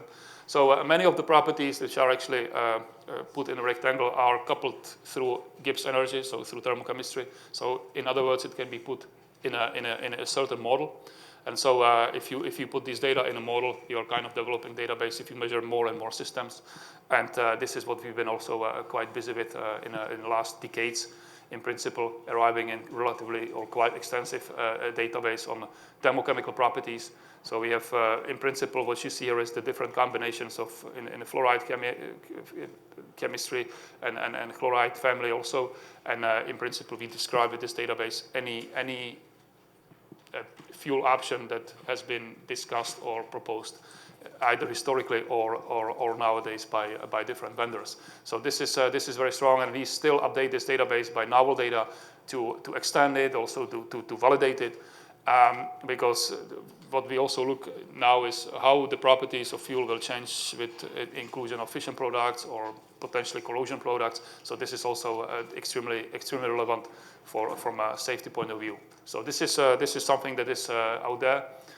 This gives you only just a quick example, but when you plot, for instance, any let's say phase diagram of your wish, you can then quickly determine those properties that I listed. So it's extremely useful. But this is a very simple example of just simple calculation from one temperature. You can do much more with that. You can also predict, for instance, a liquidus temperature, so melting point evolution with breeding or with burning of your plutonium salt. So this is or once you have the database, you can do really a lot of very robust predictions. Note, always validate your prediction with experiment, but it gives you very good and strong guide. So this is just a summary slide at the end of my talk. I hope I didn't cross. No, I think I'm still on time. So this is more what we have in place already, the properties, also looking at fission product influence, also corrosion products. We still have other techniques under development, mainly viscosity, thermoconductivity, nearly there. We started also recently with corrosion studies, so the interaction between fuel and different structural materials. We have also done, let's say, post-corrosion examination in place. So this is also something that where we try to spread the fleet of properties that we look at. And then we have the database, which should be very soon open for everyone. So with that, I thank you for your attention.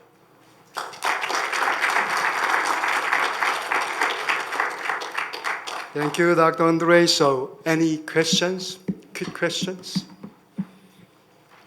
If not, let me ask one simple question. So looks like you began the database work early 2000s and still ongoing. So when do you think it will be completed? It's never completed. Never completed. Because you have, it depends. It's each system carries different level of description. Mm-hmm. So if you look at the main systems, like in the past was maybe lithium, thorium, uranium system in fluoride, this is very well described. You can, but then when you plot, for instance, thermal phase diagram, you realize that it's just infinite space. So you need to also validate that space. So there is enough data to validate, but you can always do more. I don't say that we should do that, but then that's one particular system. Then you have another system. You have sodium chloride, plutonium chloride, and then maybe someone comes doing neutronic calculation, says, okay, maybe we should add magnesium chloride or potassium chloride or something else, and then you have again room to tackle. So it's never-ending questions. It's never-ending process, but the aim is to make this as robust, as achievable. Thank you again, Dr. Andre. Our next speaker will be CTO of Seaborg Technologies, Dr. Andre Shorthill. It's difficult, but his name, first name, Andreas. Am I correct, Andreas? That's correct. Okay. Yes. So he is one of the co-founder of Seaborg Technology. So today he will introduce the R&D, actually R&DD. So research and development and demonstration status of the Seaborg compact molten salt reactor. So let's welcome. Thank you very much. Let me start by thanking the organizers and Professor Kim for this wonderful event. I think before starting, I think it's safe to say that there are certainly different opinions, both on design and choices for design and so on. And we heard some of them here today. You're also going to hear some of the arguments Seaborg Technologies are are making for our deployment model. But despite potential differences, I think we can all agree that molten salt reactors represent a wonderful opportunity for the future energy landscape. So my talk is going to be about MSR development at Seaborg Technologies. So I'm going to give some high-level introduction to what we are doing and what we consider our deployment strategy and so forth. So Seaborg Technology is developing a floating nuclear power plant utilizing a molten salt reactor. So basically what we're doing is taking a molten salt reactor and integrating it into a so-called nuclear power barge, a so-called floating nuclear power installation. So the reactor itself consists of two units sharing a balance of plant. We have a thermal reactor using graphite as moderator, and each reactor here produces 200 megawatt thermal energy. The fuel type is LEU fuel, which I will come back to in a couple of slides. Overall design lifetime of the reactor itself is 12 years. And we are planning on running the dual unit operation in conjunction. So we take 2 reactors and then we install 2 new reactors. So the overall plant lifetime is 25 years. So very importantly, I think we heard about some of the promises and advantages of the molten salt reactor. This is something that all developers are utilizing. Basically, at the end of the day, to drive down costs of the system. Through the enhanced safety, less engineered safety, more passive safety, and ultimately lower cost once the technology has been developed, demonstrated, gone through licensing, and so forth. And that is, of course, a journey, something that takes time and significant also capability at the regulator to build up. A few aspects on the maritime side. I think this one is quite important to say a few words about. The main idea behind Seaborg Technologies is to develop a nuclear technology that is truly scalable.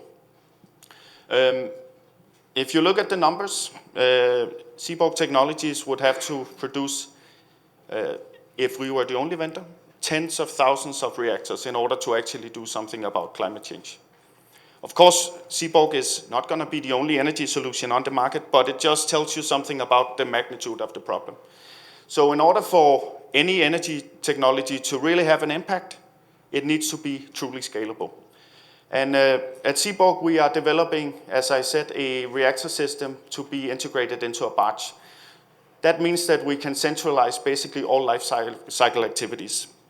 We have the promises of the modular plant construction constructed at the shipyard, which means that you can also centralize workforce. You can have all your workers working in the workforce, mass producing these facilities, faster construction times, high level of quality assurance and quality control.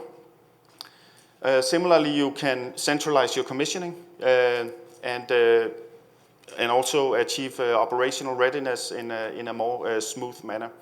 And then finally, on the decommissioning side, that is also possible to centralize in the floating nuclear power facility. You can move your barge to a centralized facility and take care of the decommissioning in a centralized manner. Just a few words on considerations on site. So the power barge is designed to fit within a maritime envelope.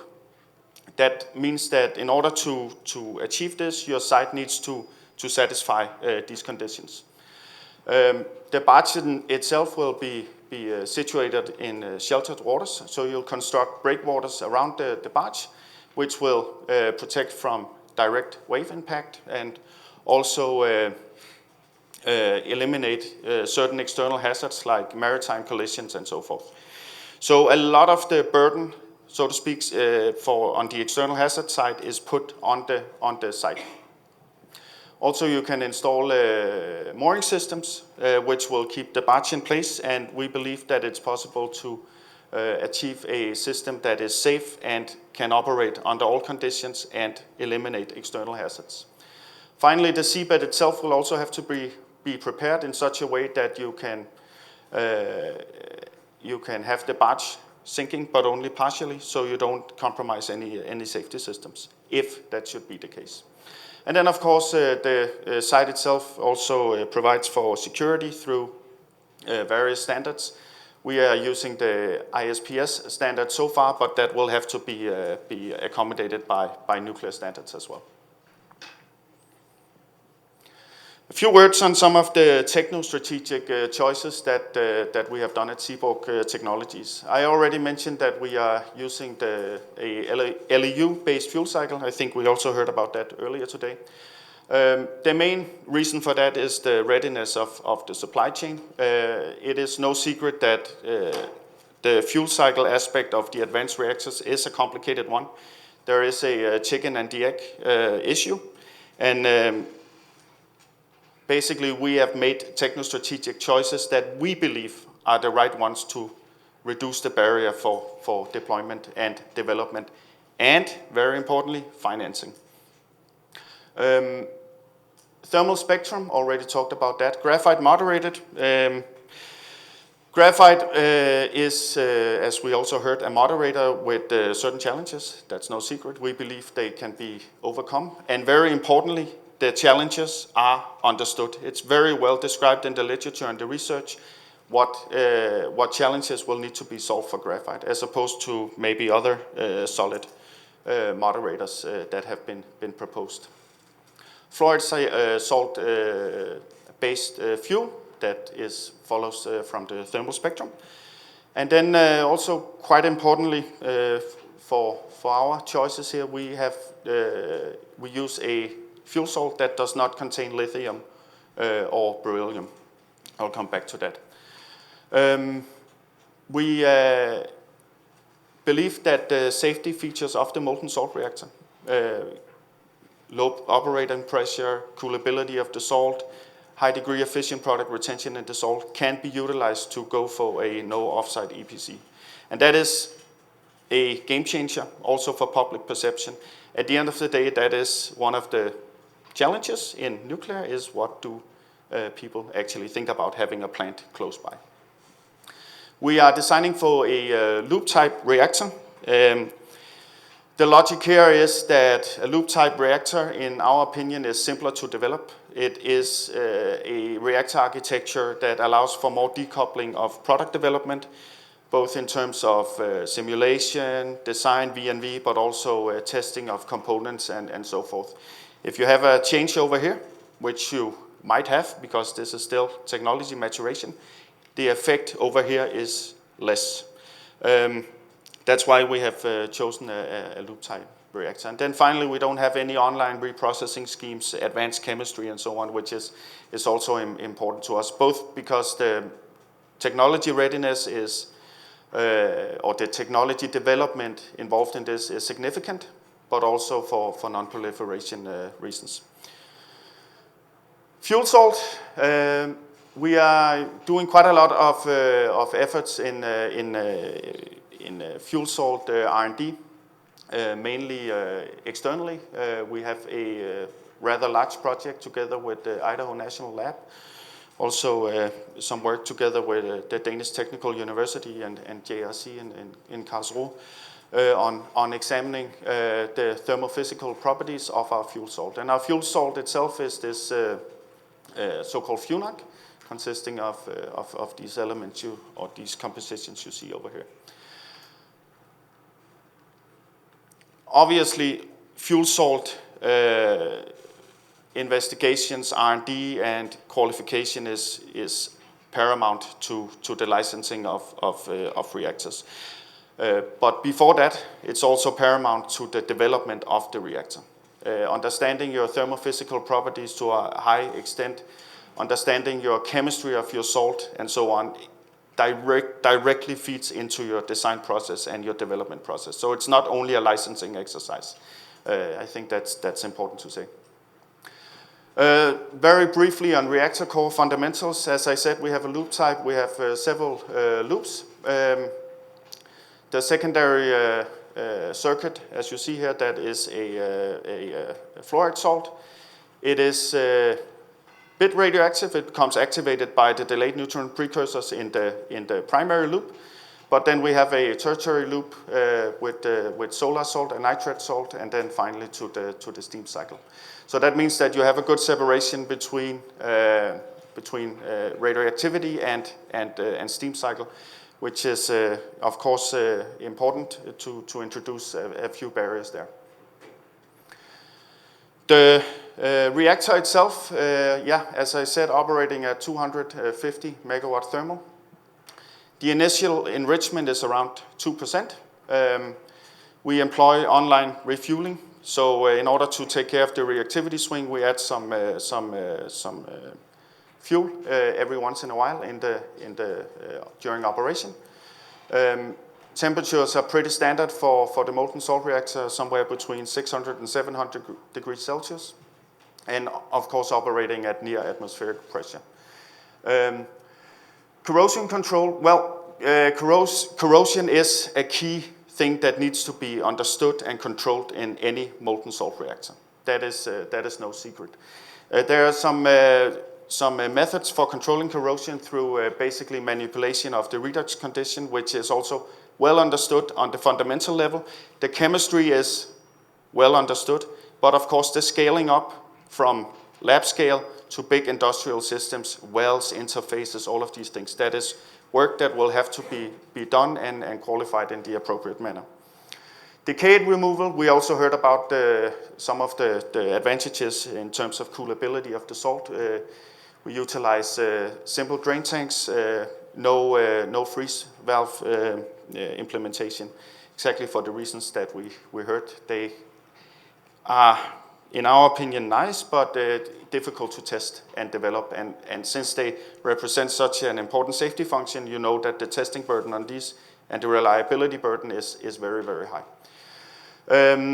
Radiative heat transfer in accident conditions, and we also have a system for utilizing seawater in severe accident conditions. Various R&D partnerships I already mentioned on the fuel salt side. We have also something together with TU Delft on modeling of salt and fission products and various other things related to salt chemistry, and a rather large project together with Virginia Tech on corrosion control. Both understanding fundamental chemistry, redox condition, how it affects corrosion, and then also some corrosion experiments under various compositions of the salt. Various projects on modeling, simulation, and V&V together with various partners, as you see here. Maybe I should just mention a few of them. We have a project together with Seoul National University on development of system code and reactor modeling, neutronics, which is rather interesting. And then also some modeling work together with the Danish Technical University. Let me just, for the last one here, say that we signed an MOU together with KA here this year, and we are planning to contract for various R&D projects during 2025 related to testing facilities, prototyping, fuel R&D, qualification, modeling and simulation, and then finally also irradiation testing. I think I just want to echo what we heard earlier today, that testing and building stuff is incredibly important. We have started ramping up our internal capabilities, building several loops in several generations, doing various corrosion control and corrosion microstructure experiments in our in-house facilities, and it's something that we are planning to expand on here during 2025. Then my final slide. The overall power batch development is carried out together with our two partners from Samsung Heavy Industries and KHNP. The idea here is that Seaborg will not be able to do this alone. We need partners to construct, we need partners to operate once the technology is developed and ready for deployment. Of course, this is a long process. It is for any nuclear developer, but it's important to take the first steps at the right time. The overall idea of the consortium agreement that we have with our partners is to enable the deployment of the power batch and expedite its global export. Seaborg is leading the overall safety case, the licensing work, and so on, the development, design, integration of the compact molten salt reactor, fuel cycle development, qualification, while Samsung Heavy Industry will be basically doing the civil works of the plant, so the maritime aspects, installation of systems and packages at the shipyard, as well as the non-nuclear commissioning. And then finally, KHNP is intended to operate the reactor when we get to that point. Also, all the management systems, everything that goes into actually achieving operational readiness, which is quite significant. All right, I will stop here.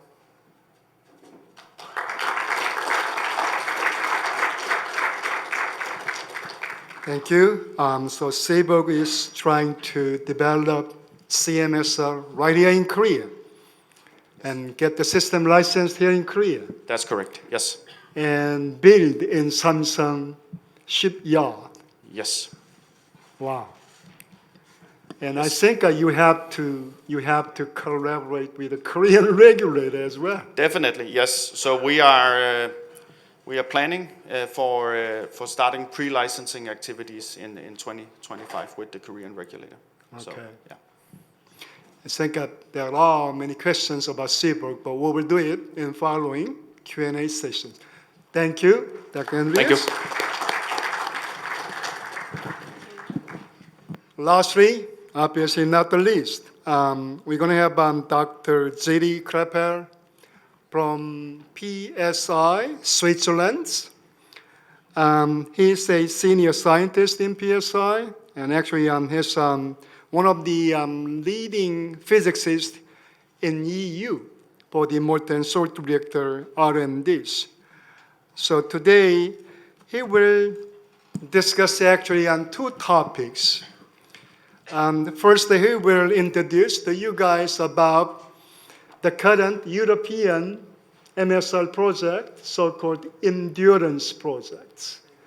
And then he will briefly touch on the MSR activities in Switzerland. So let's welcome Dr. Zri.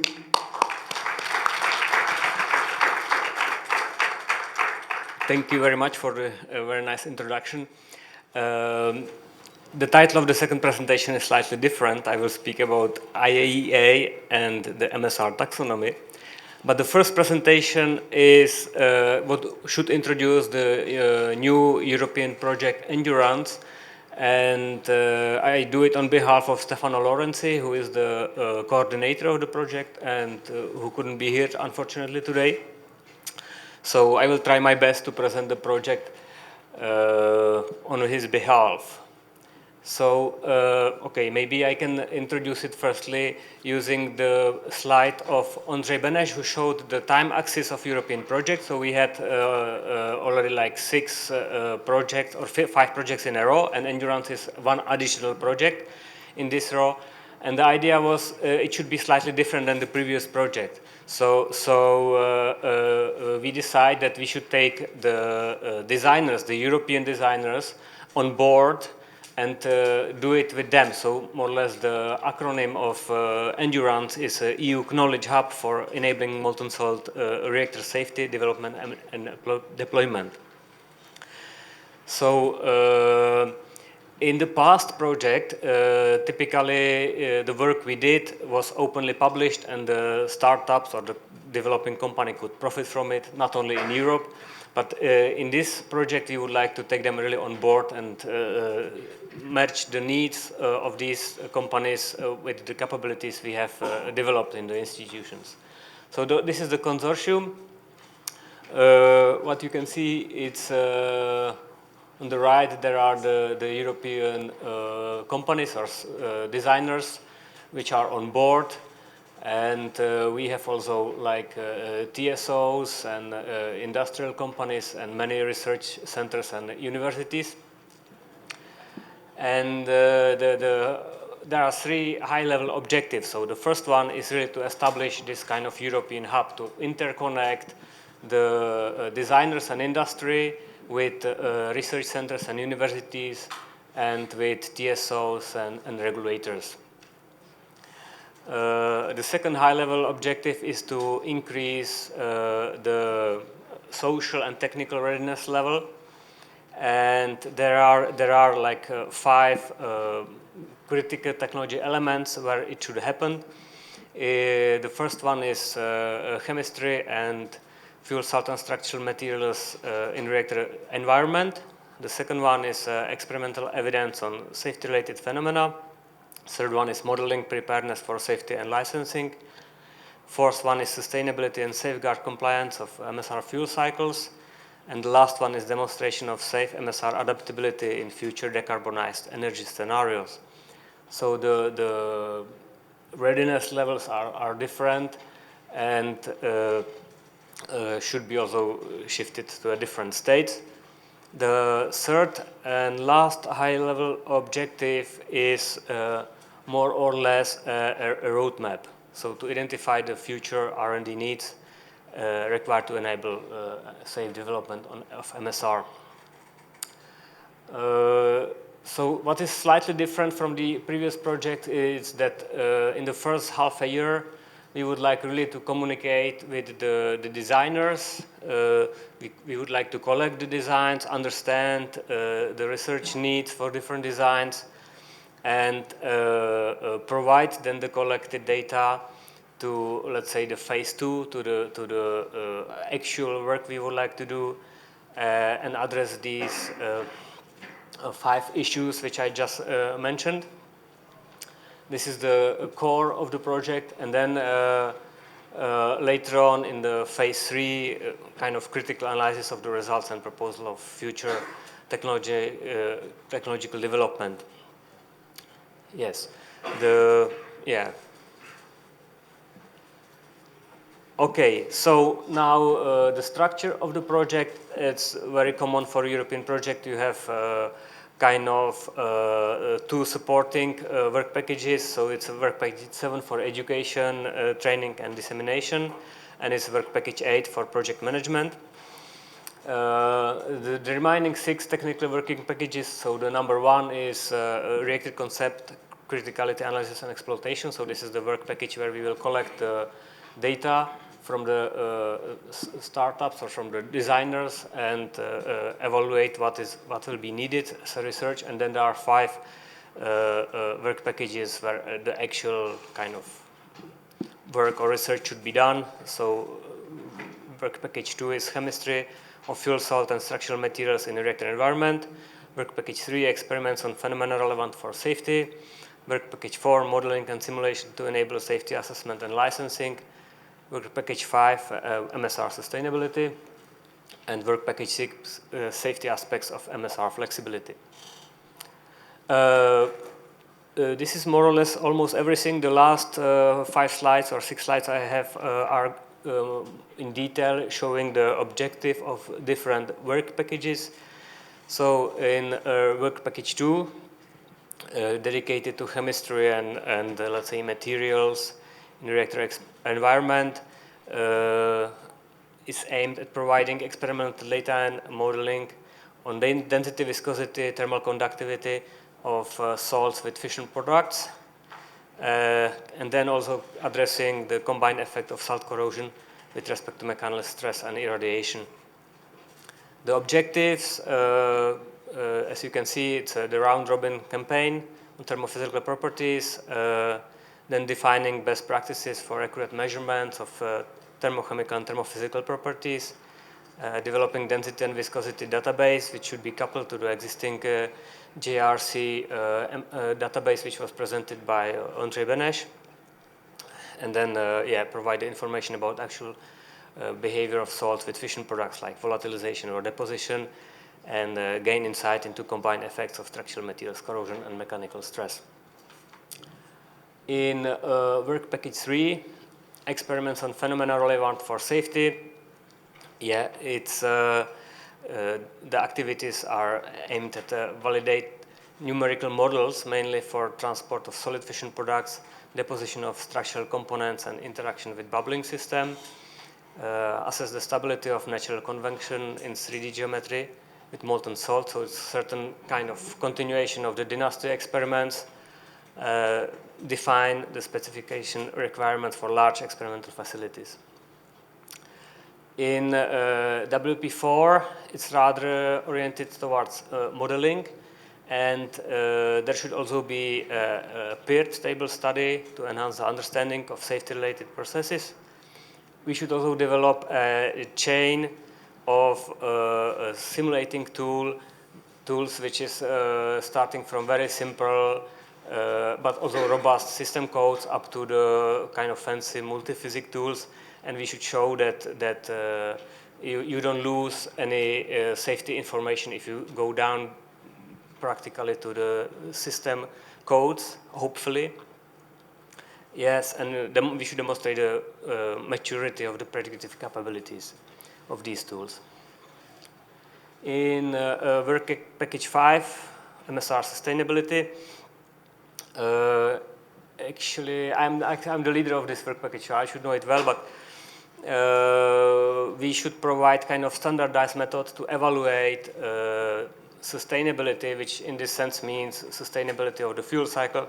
So more or less to have a kind of commonly defined strategy how to evaluate if the reactor is a breeder or burner or converter or whatever. Then we should simulate the detailed nucleized flow in the reactor, in the reprocessing unit, analyze the possible cleanup and reprocessing techniques, efficiencies, and how they influence these flows, looking on alternative passive methods of salt cleanup, so replacing active bubbling with something more passive, which is also foreseen in several startups. And yes, last but not least, evaluating proliferation resistance and safeguardability of different reprocessing schemes.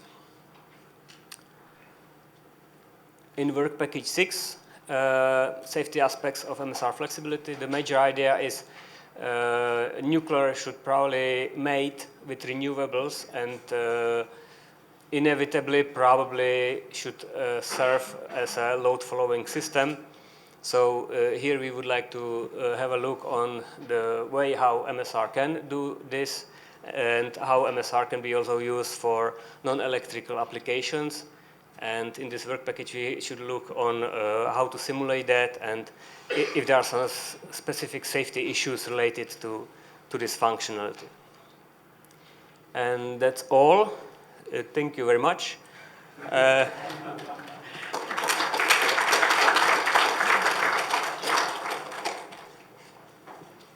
don't know if there is one question, but I can continue. Okay. So do we have any questions about this European endurance for this quick summary of a deep already detectives? I think that this is from Professor. Yes, Stefano prepared it, yes. A good idea. Yes. Okay, then we can change. So the project starts in 3 weeks, so you can ask also directly Stefano Laurenti for details. Okay, so there was a little bit of confusion because we may have another presentation later this week. So I will not speak about research in Switzerland, as it was announced. I will simply try to introduce the MSR taxonomy, which we developed at IEA. There is already published document which is called Status of Molten Salt Reactor Technology. It is technical report series document, so slightly higher ranking or level than usual tech doc of IAA. You can download it from internet, it's for free. If you want to have printed copy, you can buy it also for 86 euros, as I see. And I must say that it was not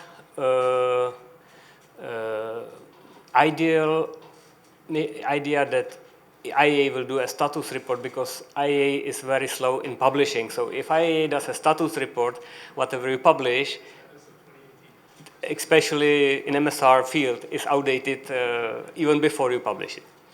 So anyway, in this status report, we kind of try to do a taxonomy of molten salt reactors. So you see this very fancy figure. And I would like to try to explain a little bit and introduce this taxonomy to you. So I would start with 3 preparatory steps if you want to develop a taxonomy. So first step, you need to know what is definition of your reactor. So in that document, the definition is that MSR is any reactor where molten salt has a prominent role in the reactor core as a coolant, fuel, or moderator. So obviously this definition includes salt-cooled reactors, even though maybe we can have in the QA session discussion if salt-cooled reactor is MSR or not, but it is included in the taxonomy. So the second preparatory step, you need to know what kind of concepts are existing. So we had a look on the past reactor concepts, which you can find in literature.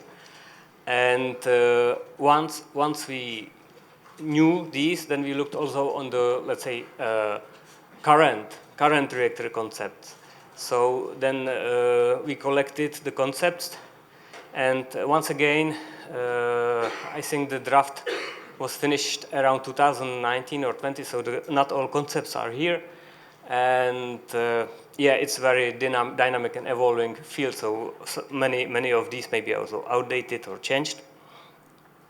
And the third preparatory step, you have a look if there is already some taxonomy existing. So actually it was not the case, even though in one AER, or actually PSI report from 1978, there was an attempt for classifying of MSRs, and the first criteria selected there was method of cooling, which was not so suitable because at the time there was a very popular, the directly cooled reactor. So the bottom figure, where the salt, molten salt, is directly mixed with coolant, let's say lead, or aluminum trichloride, which could boil even in the reactor. The second level criteria was power or flux intensity, and the third level was a number of fuel zones or salts in the core. So then we started. It was the first meeting we had in 2016, and the report was published in 2023. Yes, so it's 7. We wrote anything after 2019. Yes. So what you do, you consider all the options you may have to create your kind of taxonomy. So of course you can speak about fuel, if it is liquid or solid, reactor spectrum, kind of cooling, if it is in-core, out-core, or what moderator you have, or if you don't have moderator, and so on and so on. So there are many different options. And obviously you can say that it's so enormous flexibility that you can have all the combinations. So what we did, we excluded some micro reactors and test reactors. So we said we do it for large reactors. And also we didn't accept the tempting candidate, which is neutron spectrum.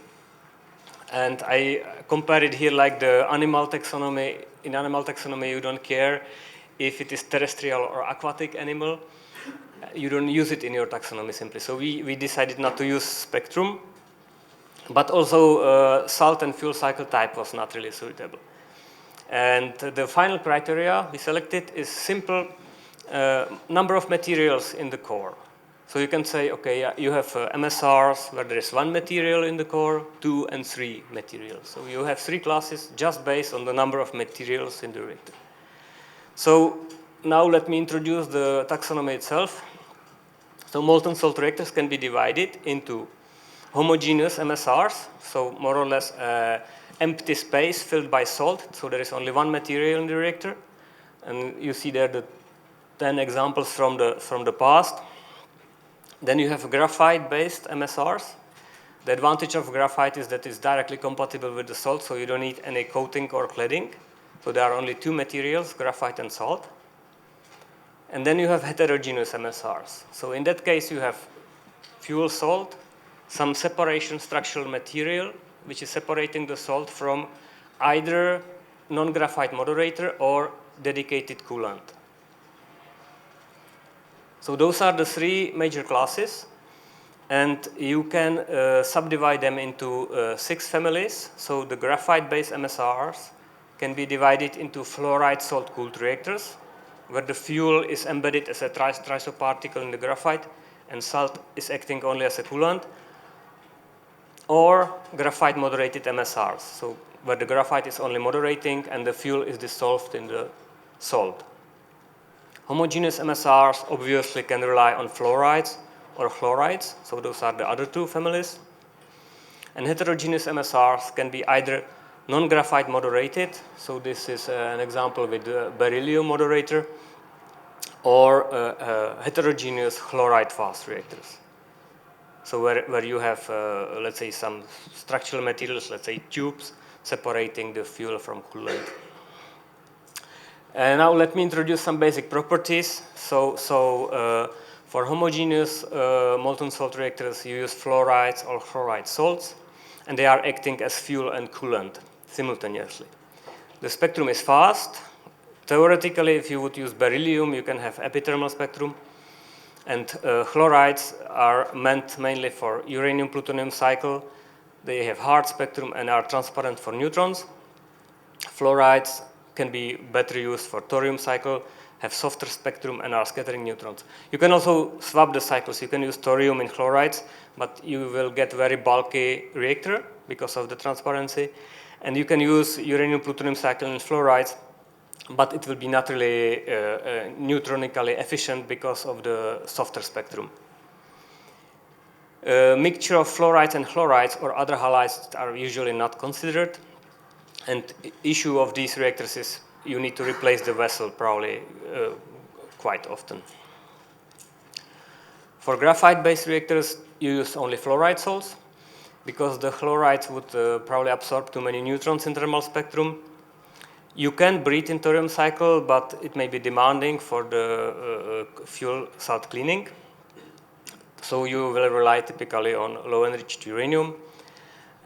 We heard already like 2% enrichment, but anything below 5 will be probably fine. In case you use trisoparticles embedded in graphite, you will probably pick up a salt with beryllium inside because you need the salt to have some moderating power, so that your salt density effect is negative, so that the moderating power is more important than the neutron capture of the salt for safety reasons. And of course, in any case, you will need to replace the graphite in these reactors after I don't know how many years of operation. We can ask later the 3 graphite moderated designers how many years they can withstand with the graphite.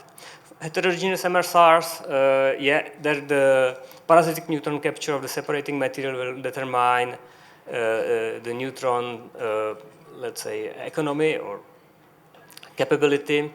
And in case of fluoride salts, if you go to moderated system, you use fluoride salts, because again, the chlorides would have too high neutron capture.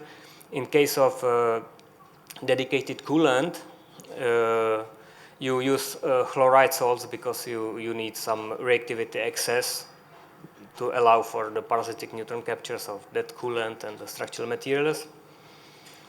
But fluorides would be maybe also possible, but the neutron economy will be not so nice. If you have 2 liquids in the reactor, so if the moderator is liquid or the dedicated coolant and the fuel salt are liquid, so you can choose which liquid will make the cooling functions, but since you have this option, probably you will pick up not the fuel salt. And as in the other two classes, also here, you will need to replace, in this case, probably the structural material. So if it will be pins or whatever, it will need to be replaced. So this was kind of introduction. I can now show again the taxonomy, how it looks like. So you have 3 classes and 6 major families. Of course, you can go also down to types, but down there it's very variable and it's not really something robust or established. So you can say that for the fluoride salt-cooled reactors, you can have 2 types based on the fuel shape, if it is pebble bed or if it is like compact. Graphite moderated reactors can be thorium breeders in single or 2 fluid layout, or they can use just enriched uranium. Homogeneous fluoride fast reactors, we have designs which are aimed to be thorium breeders, or you can have design for waste burning. For chloride fast reactors, you can breed, so they can act as a breeder. You can have a breed and burn fuel cycle. Of course, then newly there is also a burner being developed, so you can easily add one more type there. For non-graphite moderator, the division could be based on the moderator type, so it can be a solid or liquid moderator. And for heterogeneous chloride fast reactors, it's a question of the dedicated coolant, if it is salt or if it is lead. And since the designing freedom of MSR is huge, we also need a category of other MSRs. What is dominant in that category are directly cooled MSRs and subcritical MSRs from the past. But of course, you can have also hybrid moderators or chloride salt-cooled or frozen salt, hybrid spectrum, or even, I don't know, heterogeneous gas-cooled MSR. But there is no startup yet picking something from these, from the gray zone, let's say. Finally, if we look again on the historical overview, in the past, the other MSRs are dominating because there were like 5 directly cooled reactors and 4 subcritical MSRs and so on. But here I would like to say that not every concept is equally sounded. So one picture you see here may be a student's project where you invested several man-hours. Another picture may be several years of development, so it does not say anything. And then if you take the current designs, it's slightly more balanced. There is 0 in others. But here I can also say that from the concept listed here, I think one is discontinued. It was based on zirconium hydride moderator. Another one, this may be the Seaborg may complain because Seaborg is listed here with sodium hydroxide liquid moderator, which is changed now to graphite. And I think dual fluid reactor, the German startup, which was relying on chloride salt, is now using a molten uranium chromium alloy. So it's probably not anymore MSR. So it's very, very dynamic. Okay, that's all. Thank you for the attention.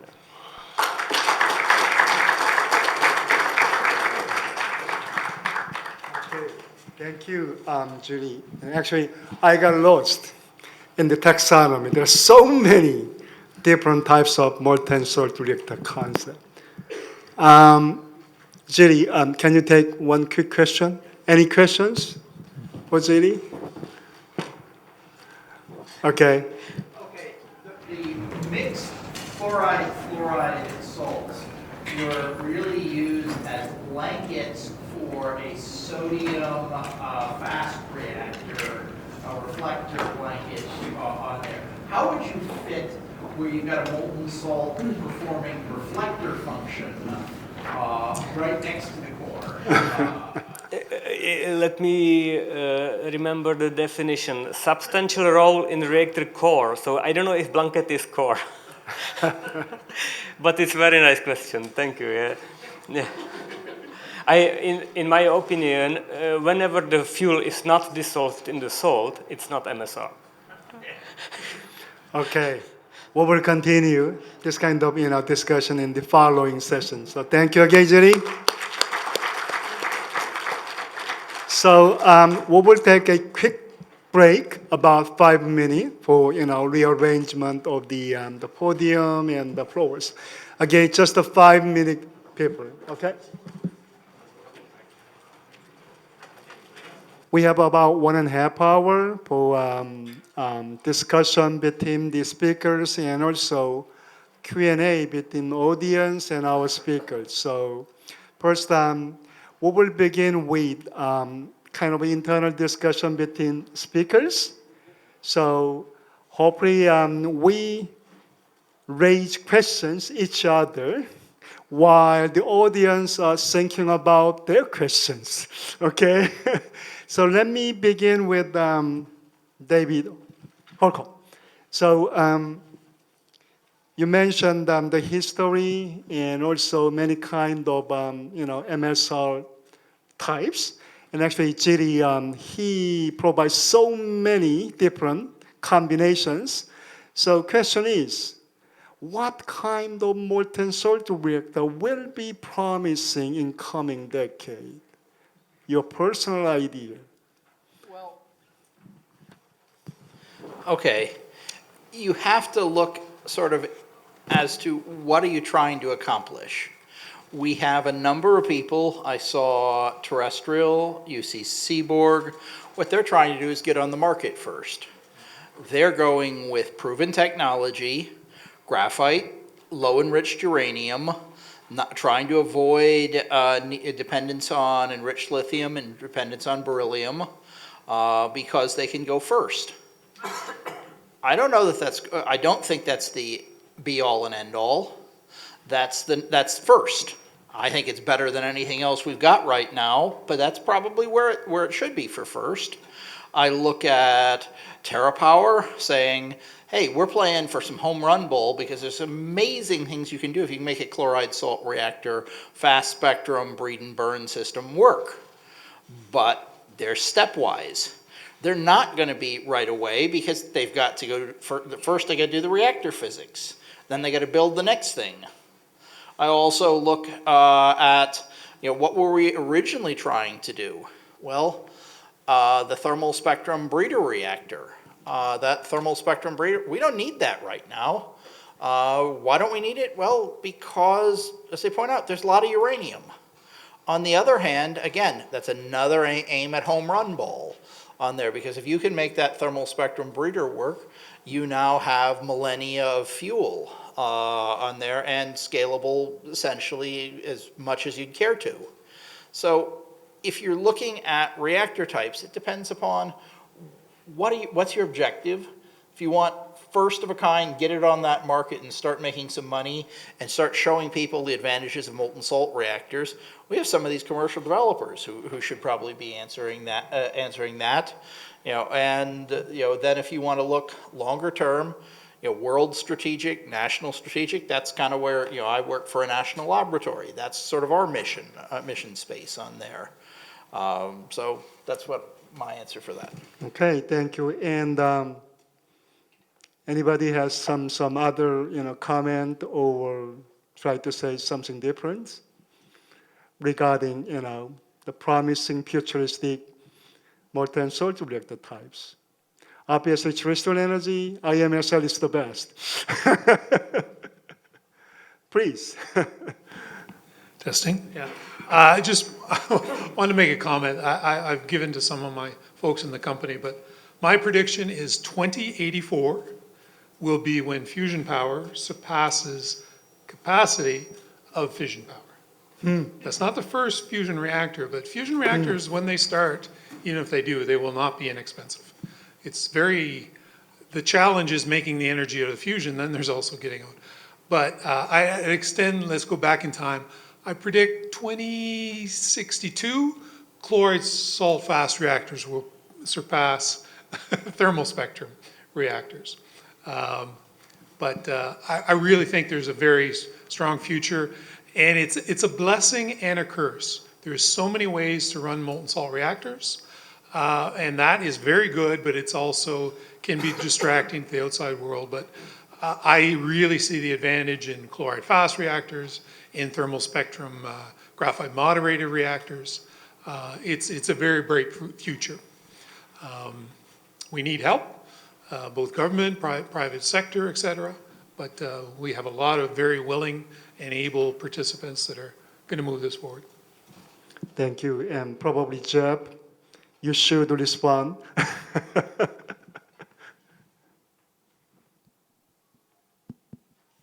Yeah, I mean, there's plenty of room for multiple options, so that's good.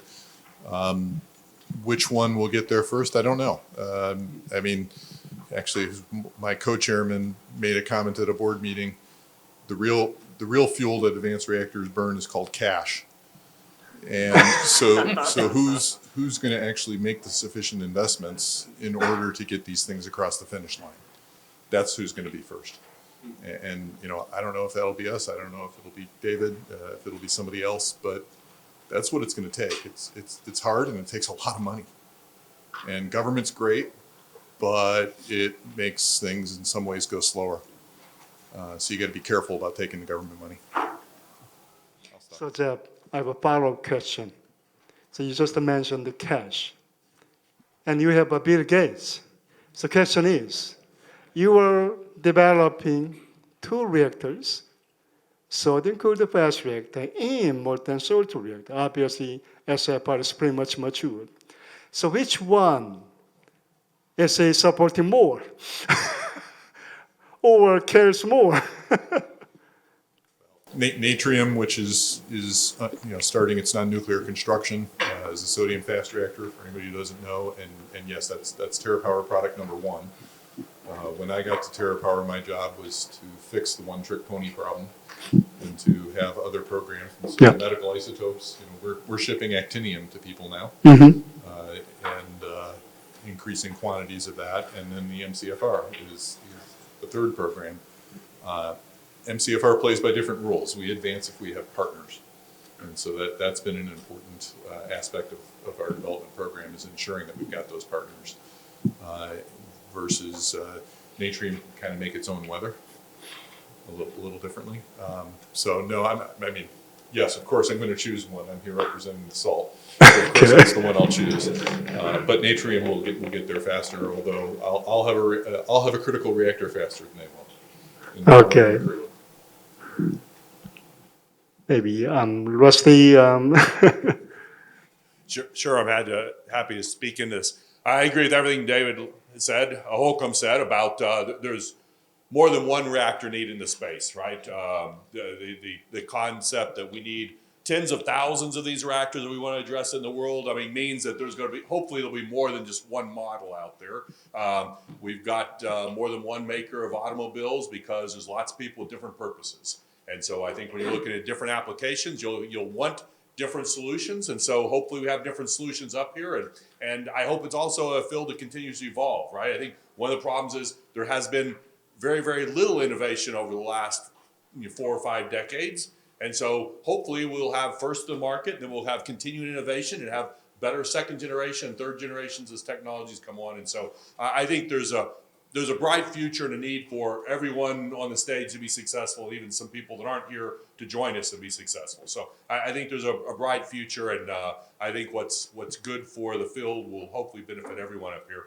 The only thing I guess I'll disagree with, David LeBlanc, I'll take your over on the fusion thing. I think we're a long way from that. Well, we're not going to go to the stars.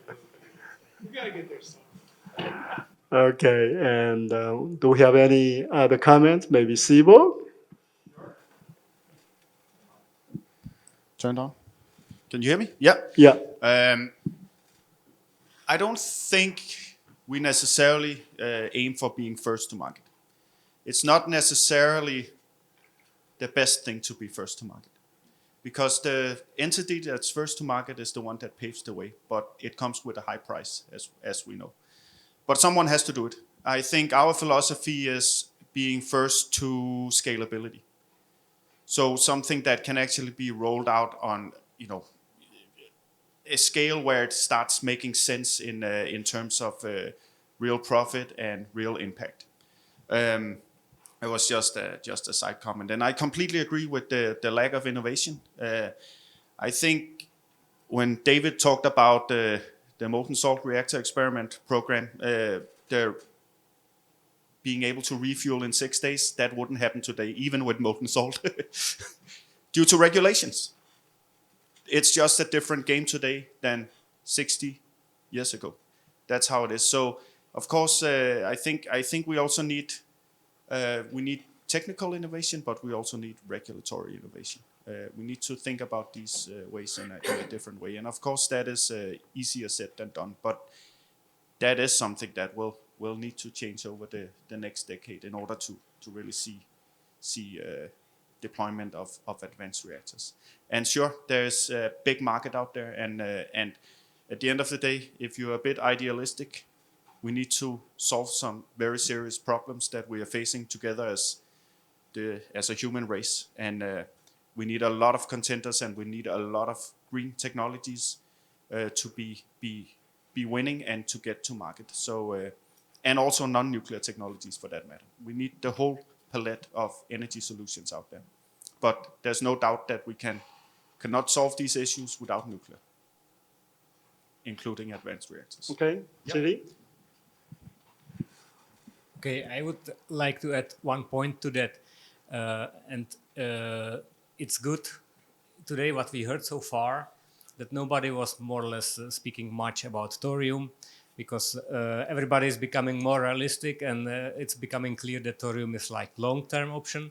And I wanted to say that I like that. And from the competition between fast and thermal reactors, I mean, if you burn enriched uranium in thermal reactors and you have stockpile of fuel for like 1-2 centuries, or if you go for breed and burn, then you have stockpile for maybe thousands of years. But in both cases, sooner or later, you will need to recycle the fuel, because you would like to minimize the waste that you put in final repository.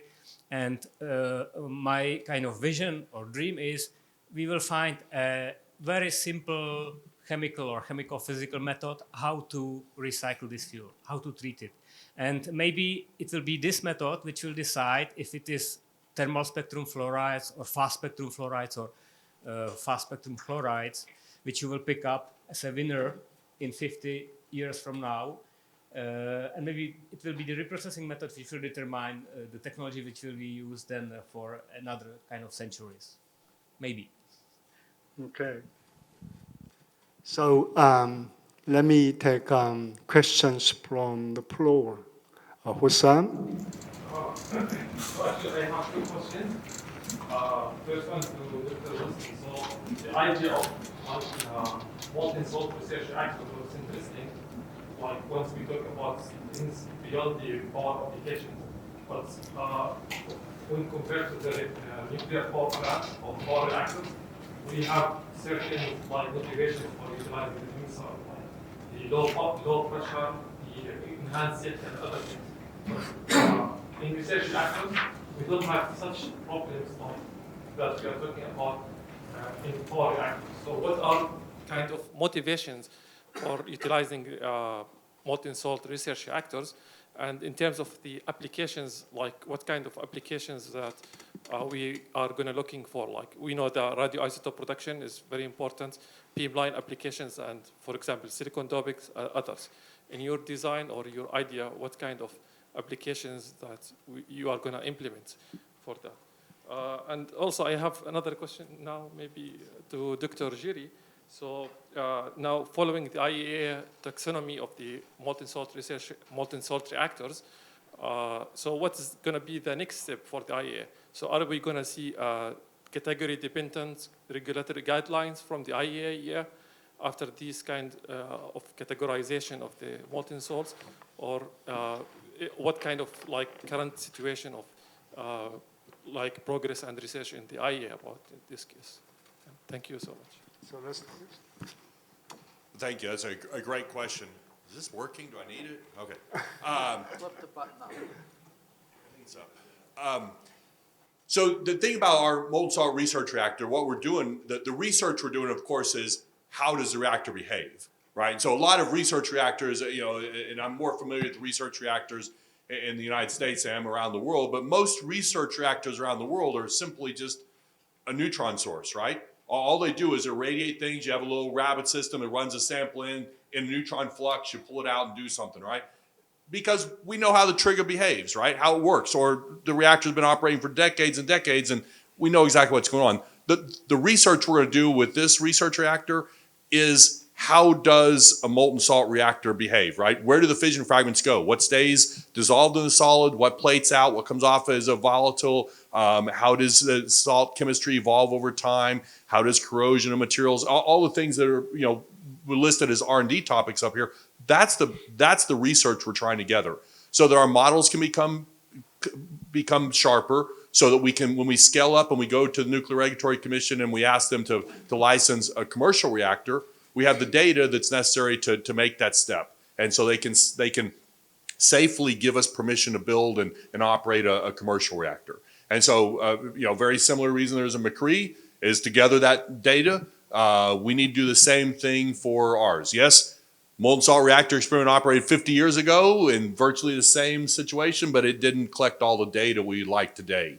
And so let's do that. And you're exactly right. Let's do it with a small, safe, simple reactor that's really so simple and safe that you can't help but license it, right? And it's a great place to train reactor operators, right? If we're going to have 10,000 of these advanced molten salt reactors out there, we're going to need some reactor operators, and there's nowhere in the world you can go right now and learn on a molten salt reactor because, of course, they don't exist. So hopefully we'll start addressing some of that training and workforce development that's necessary. So does that answer your question about the goals for the molten salt research reactor? That's right. It's more like a demonstration or a prototype. From a commercial point of view, if my colleagues from Natura Resources were here, they'd say, that's our demonstration reactor. That is our demonstration reactor that allows us to go to commercial. I'm just a professor at university, so I'm excited about getting a research reactor. But the research we're doing is, how can we scale this up and make this commercially deployable? And so again, our reactor is not designed to operate for 50 years. The youngest research reactor in the United States was the University of Texas, and it's reaching 40 years old or something. It's 30-something years old. They operate for decades and decades. This reactor will operate long enough to collect that data, and then we'll decommission and put a new reactor in our facility, which is designed to be an advanced reactor prototyping facility, not a 30 or 40 year long one reactor facility. So for the other question about IEA and continuation, so the work on this status report was finished in 2019, and more or less next year, 2020, they started a work which was dedicated to applicability of specific safety requirements and guidelines. And it was only looking on more or less guidelines or requirements which are not compatible. And there was indeed a need more or less to reclassify or divide these reactors from safety perspective. It happened that the report was published in the same year as the status report, so you can download it from internet. I think it's safety report 123. You can have a look. It's available on the internet. And the work is now continuing more or less on several different lines or branches, and all of them should lead to a common target, which is more or less modification of the SSGs, like 1, 2, 4, SSG 52, and so on. And MSR should be included, as well as some of the advanced reactor design, like sodium, lead-cooled reactor, or HDR. And for that, of course, there is a need more or less to kind of subdivide these reactors. But roughly speaking, the families, the 6 families are selected relatively well, so it's kind of holds.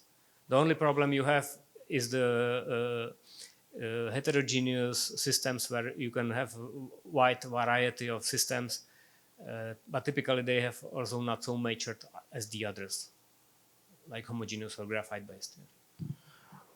I'll comment some more on IAEA things.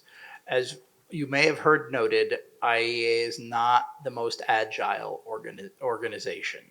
And with MSRs, they're doing much the same. We're trying to fit MSRs into their regulatory scheme on how to do things. This is proving challenging. It's not that it can't be done, but as we just had one of our other colleagues point out, we need regulatory innovation. I think much of the regulatory innovations happening at the national levels. There are the U.S. has more regulatory change going on right now than it has any time in the past half century. In addition to that, we both Yuri and I are both very much involved in the Generation 4 International Forum. Korea is a member of that as well. And there's the Risk and Safety Working Group that is planning on working with the Molten Salt Reactor System Steering Committee, which we're part of. There are other ways of cooperating initially on how one might create efficient ways of doing regulation that are tailored to the safety characteristics of MSRs rather than trying to see how they fit within safety evaluation methods, which frankly were designed for large light water reactors. And I think there's a great deal of innovation, and that is one of the things that we need a lot of innovation in. I'll point out the innovation, there has been tremendous innovation. It just hasn't been applied, in technologies, just hasn't been applied to MSRs yet. If you look at people who do advanced ceramic composites and you look at people doing very innovative things, we may have a lot of technology that we could apply to this, and we just haven't. Because it's been 50, 60 years since the major US MSR program closed. And while there have been smaller efforts, they're just not on that scale yet. And unless we have something on that scale, you're not going to see that rapid change occurring. Okay, any other questions? Yeah, please. Microphone. Yeah. This is Sung Hwang from Korea Atomic Energy Research Institute. My question is for Mr. Sheffield from CIBO. So you're talking about 12-year lifetime of your reactors. So is it based on the corrosion rate evaluation of your structural material itself, or cladding or coating materials? Yes, good question. Thank you. Actually, it's mainly based on graphite lifetime, as it is today. There is a limiting factor in how long you can make the graphite last before degradation and so forth. There's still uncertainties. There's a lot of opportunities for development, but that is our target lifetime right now. But obviously, it's something we would like to improve with technology development as we go along. So I was confused about your material. So I was talking about cladding material for chloride-based structural material, but you are using graphite. That's so correct. We don't need. No. Okay, I got it. Yeah, they have changed the design a lot. Yes. Any other questions from the floor? Mm-hmm.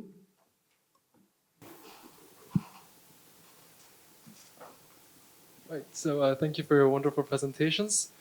So the introduction video that we saw earlier today sort of framed this talk concert in from the perspective of national competitiveness and the achievement of national strategic objectives. So I had a number of related questions to that. The first has to do with the timescale of this innovation. Many of your presentations, those of you who come from these small startup companies, have mentioned prototypes generally in the late 2020s and commercial deployment in the early 2030s. So my first question is that given that many of our countries have set the net carbon neutrality targets for 2050 or even earlier, and considering the time that it takes to scale up a technology to mass deployment of to the mass deployment envisioned by the representative from CBOR, what sort of role do you envision these sort of new, as of yet undeployed, innovative nuclear technologies playing in that carbon transition? And the second questions that I had is that as I'm sure you're all already aware, the last few years have been a very exciting few years for the nuclear industry, especially given the ongoing global events. Dr. Lauritsen's presentations referred to the events in Eastern Europe right now. And working in nuclear academia, I've heard a lot of stories about, on one hand, we've had the Russian uranium enrichment capabilities and the Russian academia, which is no longer really accessible to us.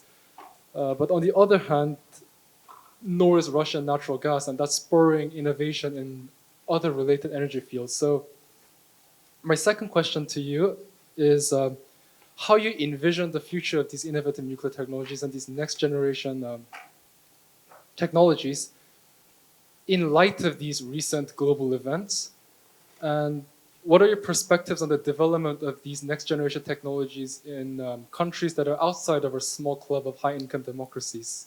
Thank you. Okay, Sibo.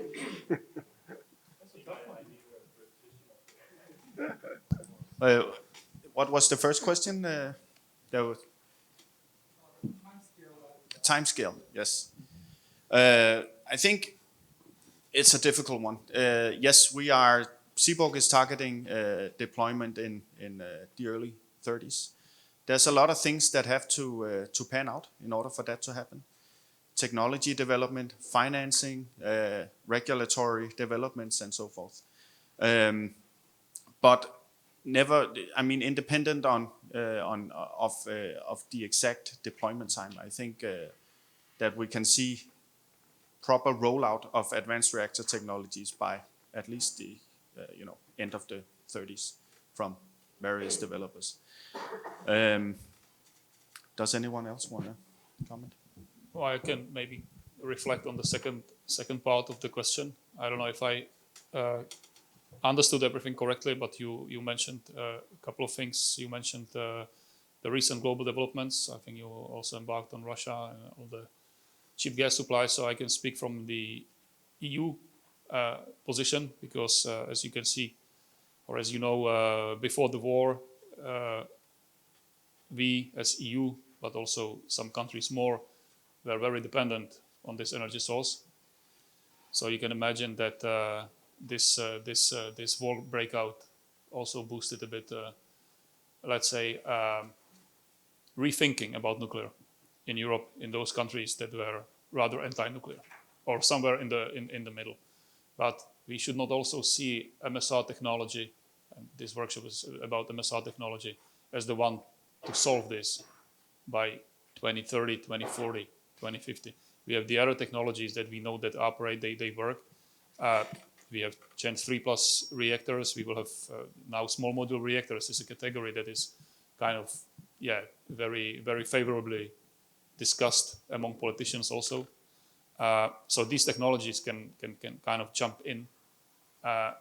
Each country in Europe, and I speak on behalf of EU, of course, logically, they have their agenda, their nuclear agenda. It's their decision. There is no Brussels say yes or no. So recently, Czech Republic has committed 2 new nuclear reactors. Those are light water reactors. Yeah. So I think this is important to mention this. Maybe it's clear to everyone that we have nuclear technology that is proven, that is safe, that works. We can do it better, more efficient with new reactors, but that will come in decades later. Yes. Yeah, I was about to say the same thing as you did. So we have these two requirements from the outside world. One is to really meet targets for decarbonizing our society, and the other one is at least in Europe to have an increased energy independence. And both of these requirements, I'm sorry to be the pessimist here, but they point towards light water reactors. They may also point towards a very interesting development of small modular reactors based on light water reactor technology. We all share the vision here of having molten salt reactors one day penetrating the market, but I believe that these circumstances actually would not be in favor of molten salt reactor technology development. I'd like to have one more comment on there, that these are goals that we've established. These are not things that we've accomplished. We don't know that we're going to accomplish them. As a matter of fact, the history of not accomplishing the environmental goals is pretty large. Our other point is that even if the advanced democracies do succeed, we don't matter. The people who matter are where the growth is and where all this is. That's India, that's China, that's Africa. They're not hitting those goals. They're gonna, we're gonna have. We just saw the pictures up here. How much? We still haven't changed what fraction of CO2 where we're doing combustion. Unless we can move into those markets, we don't matter. And so that's why we have a longer term possibility, because we're not going to get into those in 2030. We're not going to get into those 2040. Maybe we'll start getting into those in 2050. It's very hard to make predictions more than about 10 years out from where you are, because the world changes so much. Yes, if I could just add, also being a little negative, unfortunately. I mean, the global need is probably 5 to 10 terawatts. And I don't think the collection of companies that are up on this stage can deliver 1% of that by 2050. Realistically, probably going to be talking about 2035 by the time somebody's turning things on and build as fast as you can fantasize about building. You're just not going to get there. That's not a reason not to do it. Nothing else can get there either. And we're the most credible to getting there. And so you got it. I'm an all of the above kind of guy. We need to be investing in everything we can do. I don't know if it's 84 for fusion, my old job. But other things will come up, and they'll probably be later than he says. But we need to do it anyway. I'll try to give a bit more optimistic view. I would remind, when you prove a technology, whatever type of molten salt reactor or multiple, I think that rollout period can be quite impressive. And you look at history, France, Sweden, how fast did France go from basically beholding to oil from around the world to having their electrical grid almost entirely nuclear? I think that rollout period can be quite impressive. I would remind that all these technologies, we're looking wind and solar and everything else, to really get the job done, you really have to consider costs. I think right now, a lot of the world has this mentality at any price we need these technologies. I think there's an increasing pushback, no, not at any cost. And that reality, I think, is going to sink in more. And light water reactors, they're fine, but very hard to build. They've got a lot harder to build faster. And I don't think they really have any margin to lower prices substantially. So I really believe that molten salt reactors in many flavors can have very significant cost innovation. And I think that's going to be the thing that really wins the race. Okay, Professor Sang, you have a question?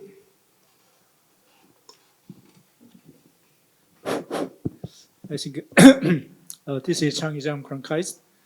I think I lost my questions, and but the key question I have in the MSR development is that I've been in nuclear business enough years that I know that the nuclear communities are notorious about not keeping the timelines.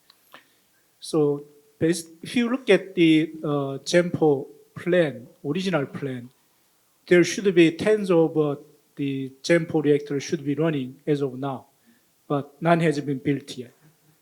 So the question is, I heard a lot of nice designs and the concept and the plan, but the thing we have to do is we have to build at least any kind of MSR, maybe in 10 years.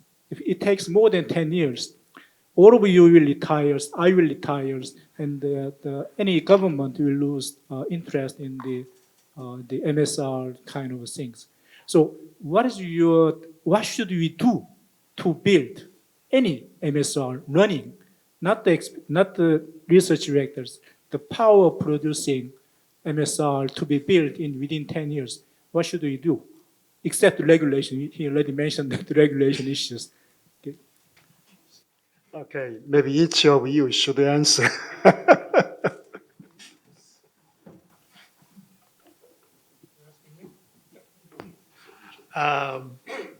What should we do? Or what should the world do? As Jeff has said, it's money. We're in a strange situation. We need pretty unique investors that look at the long term. But there has been a disconnect of the financial community and nuclear development for decades. We're trying to repair that. There was a mentality, and I keep hearing it, that only governments can sponsor a new reactor technology. No, I don't believe that's the case. But it is difficult when the timelines are that strong. We are more and more seeing from Fortune 500 companies, and I hope they can finally come to the realization they want our technologies. They've examined mining companies and chemical companies and examined how they can integrate wind and solar. They know it's not going to get the job done. They have very firm 2050 commitments or beyond. I really think it may be up to them. Start to put your money where your mouth is, the expression that they have such vast budgets, especially if you can get multiple engaged. But we're seeing a lot more interest, but I really think that can be a big turning point, is the large industries that they're not going to make government committees to examine. And when I think of government picking winners, that's something they don't do that very well. But the Fortune 500s, the very large industries, they will put the time in to evaluate, but they have to start putting the money in. Julie? I would maybe add one idea to this answer, that for nuclear it would be very important to have a very, let's say, fair energy market or electricity market. Because in Switzerland we shut it down one power plant a few years ago because it was not capable to produce energy for the operating costs at that time. Imagine 30 years old power plant which is already paid off and you cannot make money. And the only reason why it was the case was subventions for renewable. And I'm really happy that, if I'm right, correct me, in the US, people already speak loud about the fact that nuclear is CO2-free electricity, and if you support CO2-free sources, you should support also nuclear. So I think nuclear does not need the support, but nuclear needs that the market is fair. So you don't pick up only one source and say you will be supported because you are CO2-free. But that's only a comment. So if we would have all costs of each energy source accounted properly, because sometimes we have quite high hidden cost, which we don't admit now for renewables, then nuclear will become much more cheaper. And this may accelerate everything. I again would like to advocate for the all-above strategy on there. As we point out, the external costs of fossil fuels are not included in their price. And the system costs of renewables generally are not included in their price, and nuclear pays for everything in its there. On the other hand, I want to say there is a role for government in this. Government eventually is not going to be building power plants on here, but right now we haven't had a government development program on molten salt reactors of any scale in over 50 years. This is ridiculous. We have had support for all of these other technologies in substantial quantities. There really needs to be at least an order of magnitude, if not more, increase in the basics of the government providing the technology stuff, which is the seed parts that we then have, so that the private companies can take and use. This is not, but it's not just the government on here because the government never builds these things because it's not the purpose of government to provide products for the people. That's the purpose of private industry on this. But all these things about regulatory innovation apply, and then some of these things are specific. If you're going to do fuel cycle innovation, probably going to have a lot of government support because it could be misused. So there are things that the government, and then things like testing things in high neutron flux fields. Well, it turns out the only people who own high power reactors to do the testing, turns out those are the governments. So I think there is a substantial remaining role for government, but we have these private sector people here because they eventually have to lead the way because what we've failed at is building these things and getting them on the market, and that has to be the private sector. So any other comment? Yes. Chime in a little. First of a kind is a killer. And I think it goes beyond first of a kind. It's first several of a kind. I mean, look what was done with the 4 reactors in UAE, where each one got progressively better. And then unfortunately the team scattered at the wind.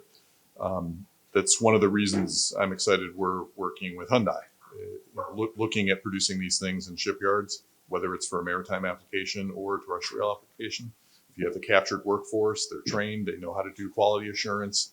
You got to move down that curve and then stay down there. And so to get to that point, you need partners like that, or you need investors that really get it, and they're going to hold their nose while you build 5, and the first several are not really very good, and they don't blink and stop and cancel the project. Look at the AP1000s in the U.S. 2 of them got done, and Southern, my beloved partner, no reasonable company would have finished those reactors as those costs skyrocketed. But it took a company with that amount of backbone and courage to go ahead and do it. Insanity, maybe. But now they could do it again. Probably do it better. And so we got to find a way to make that acceptable and not just kill the project when the first one goes bad. Last comment, I think in the 1970s and 80s in the United States combined, I forget what the exact number was, but it was like a couple dozen reactors were done. Every single one of them was over the original cost and schedule by an average of 41%. Not a single one was below. So we got to get good at doing things again. Okay, so any other comments? Well, just earlier I argued for the need for innovation, and when we're talking about deploying, though, we also need the courage to accept less than perfect and try to make a second and third and fourth of a kind, right? And so the goal here, I think, as we start to deploy, is not to have the perfect reactor, as you talked about. David mentioned the very first question. You're talking about the perfect reactor. You're talking about the first to market, and no, there's not I'm not sure that there's a winner loser there. We need to have something to deploy, and we need to get to that nth of a kind. And if we're really going to shift our paradigm from huge one-off, everyone unique. And that's the other thing, right, that was happening in the 70s. Every one of those reactors was unique. Every one of those reactors had to be separately reviewed by the NRC. If we're going to shift from that to small modular reactors where we're truly in a factory and we get the efficiencies of a centralized workforce and a quality control environment, and we're able to make small modular reactors, that's not going to happen unless we freeze our design. And so at some point we have to innovate, and then we have to quit, and we have to freeze the design and start deploying, and see the benefits. And then once we see the benefits of nth of a kind small modular reactors, then you can use that income stream to do some innovations on a second generation or future. Last thing about that, we have to move forward. We have to get things done, right? I mean, I'm there with you. And so, yes, the next week when we get our construction permit, that is a huge milestone for us, so we can actually start building this reactor, because obviously you can't turn it on until you build it. You can't get to the commercial reactor until you get to the prototype or demonstration reactor. And so you have to take these steps and keep moving forward. And that's, there's a lot of companies. And one of the questions you could ask is, what about all those companies that aren't up here on the stage? Well, there's a lot of companies that have a really cool website and a really cool PowerPoint presentation, but they're not working to get it licensed or to get prototypes or to build things. And so it's nice to be on a stage with people who are doing things and moving things forward. And so, yeah, but I feel you. We've got to move. We've got to make things happen. Well, at the moment, I think we have to share this very different situation in China. So, Professor Zhang, you mentioned there is no Gen-4 reactor in operation, but actually they complete 2 Gen-4 reactors in China. One BHDR, another one is molten salt reactor in Gobi Desert area. We don't have any, clear information because it's almost, disconnected. But nevertheless, I was told the very first Chinese thermal spectrum and thorium-based molten salt reactor is in commissioning. This is what I was told last year. So it should be somehow in operation nowadays. Anyhow, we are just talking about in Western countries, and they are doing something. And the BHDR is also in operation, although it looks like the performance is not very good. It's high temperature reactor. So, yeah, that's correct. We have to do something. Yeah. Yeah. Andreas? I just want to add one thing. I think this what you're saying about Gen 4 was supposed to be ready by now originally and so on. It is a danger, I would say, for the whole industry. This risk that we start falling into the same category as conventional nuclear, not delivering on time and over-promising and so on. And that's a difficult balance because, of course, as a company, you have to be ambitious. You have to set the ambitious goals, well knowing that there's a lot of things, as I said, that have to pan out in the right way. As for what can we do, I think if we have the right incentives on climate, if we start making sure that, and I know things are going in the right direction, but it's no secret that it's going too slow, that you pay a hefty price for CO2 heavy energy. Then I think what we heard here from David LeBlanc on the big companies, big industrial companies, starting to pour money into cheap energy. That's why I think the secret is that there's a real incentive to develop new, cheap, carbon-free technologies. That is not entirely there today, unfortunately. So you have some more to say? It's okay. Okay, I'm gonna another questions. So we have this MSR business is mostly driven by the private sectors. So there are a lot of new design, a lot of funding goes on. But I think that we still have a lot of technology to develop to realize those molten salt reactors. But because there are commercial entities are entering in these businesses, there is a lot of information withheld by the individual company, by the company proprietary information. So I'm wondering whether this kind of situation will slow down the development of MSR technology. There are a lot of competition, but a lot of informations are not shared together to the development of those MSR technologies. So what do you think about this one?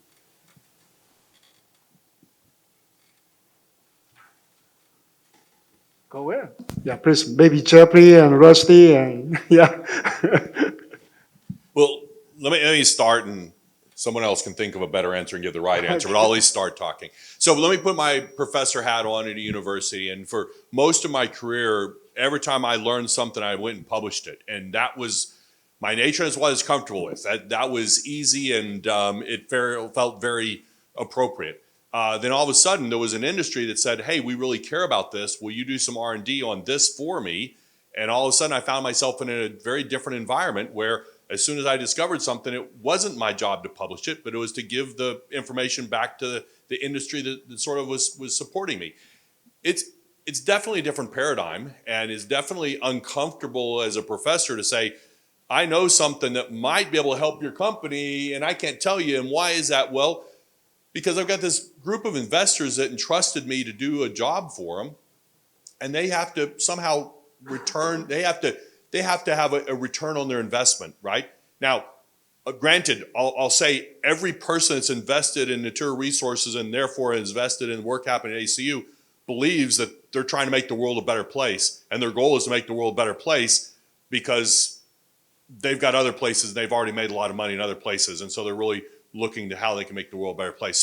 So when you approach Natura Resources, and most of these companies up here have, and said, hey, we would like to find a way to work together, I'm not saying you can't do it without getting some paperwork from attorneys and non-disclosure and things in there, but there's a willingness, certainly in Natura Resources, to find ways to work together to find win-win situations. And so I think that attitude has been sort of, as a person from academia looking at the industry, I don't think you find that in a lot of other industries. I have seen that willing spirit in most of these advanced reactor deployment people, because their goal is to get it done.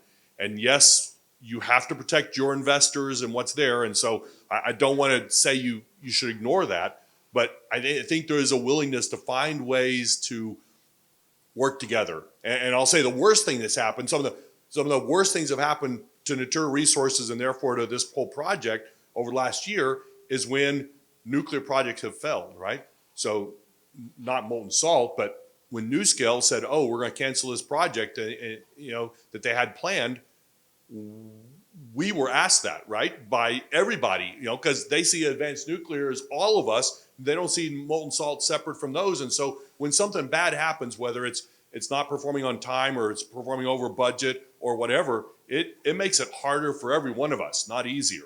And so, yes, we all need to perform, and if we can work together, I think that's better.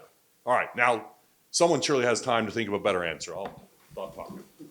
I don't have one that's better, but I agree there's the two extremes. And molten salt community kind of was, there's an expression, grassroots. 20 years ago, there was a lot of individual effort looking into things, et cetera.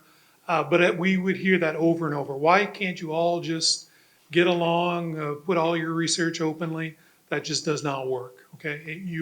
You have to raise funds and you have to have intellectual property, et cetera. But there should be a middle ground. And I do think we are guilty of not talking enough about what we can work on together. Graphite irradiations, metal irradiations, ASME code qualification. We're starting to have more conversations, and I do agree there's more we could and should do. But it won't be to the extreme of let's all just put our ideas together and go from there. But, yeah. Andrew? Yeah, I agree. It's business. But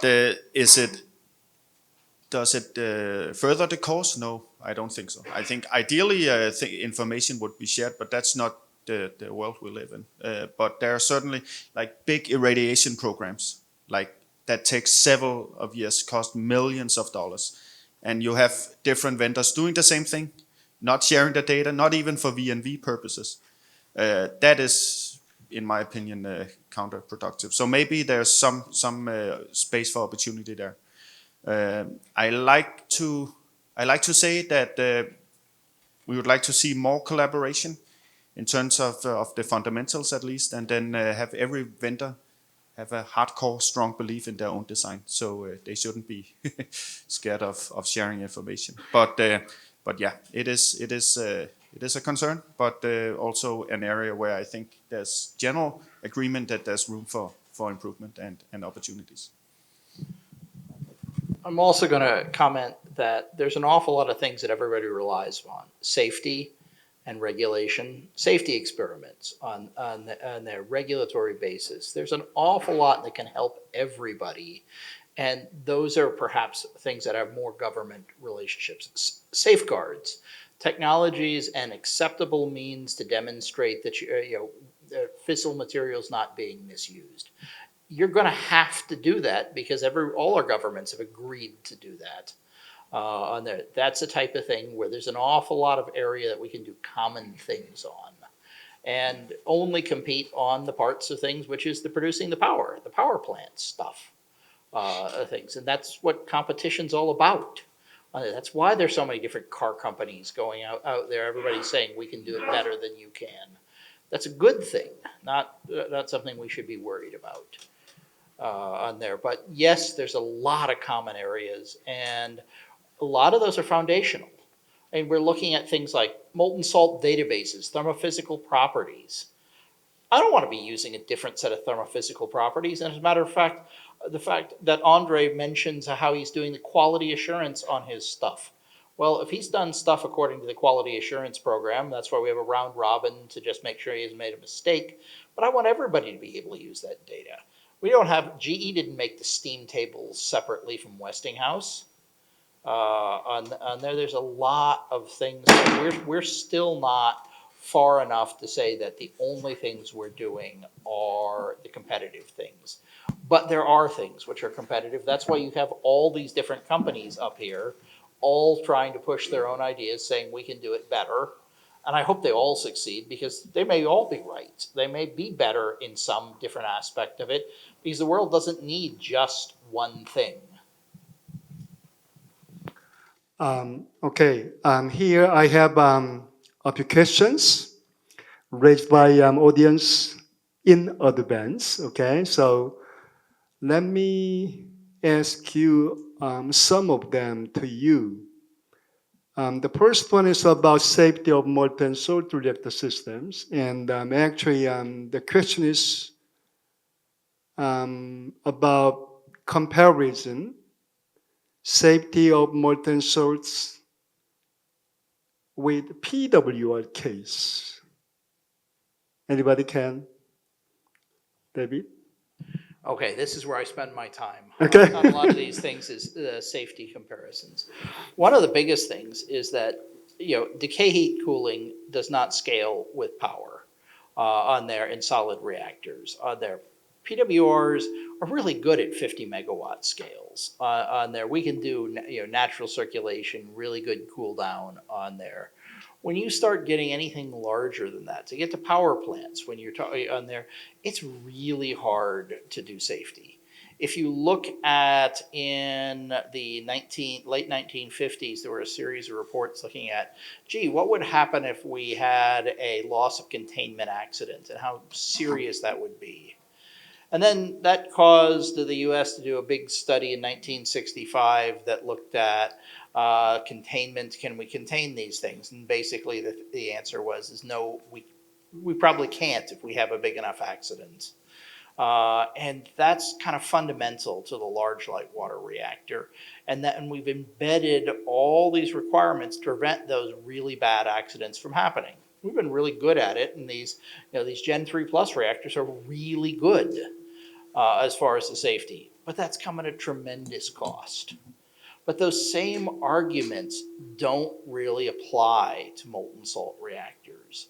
I mean, liquids do scale their ability to reject decay heat.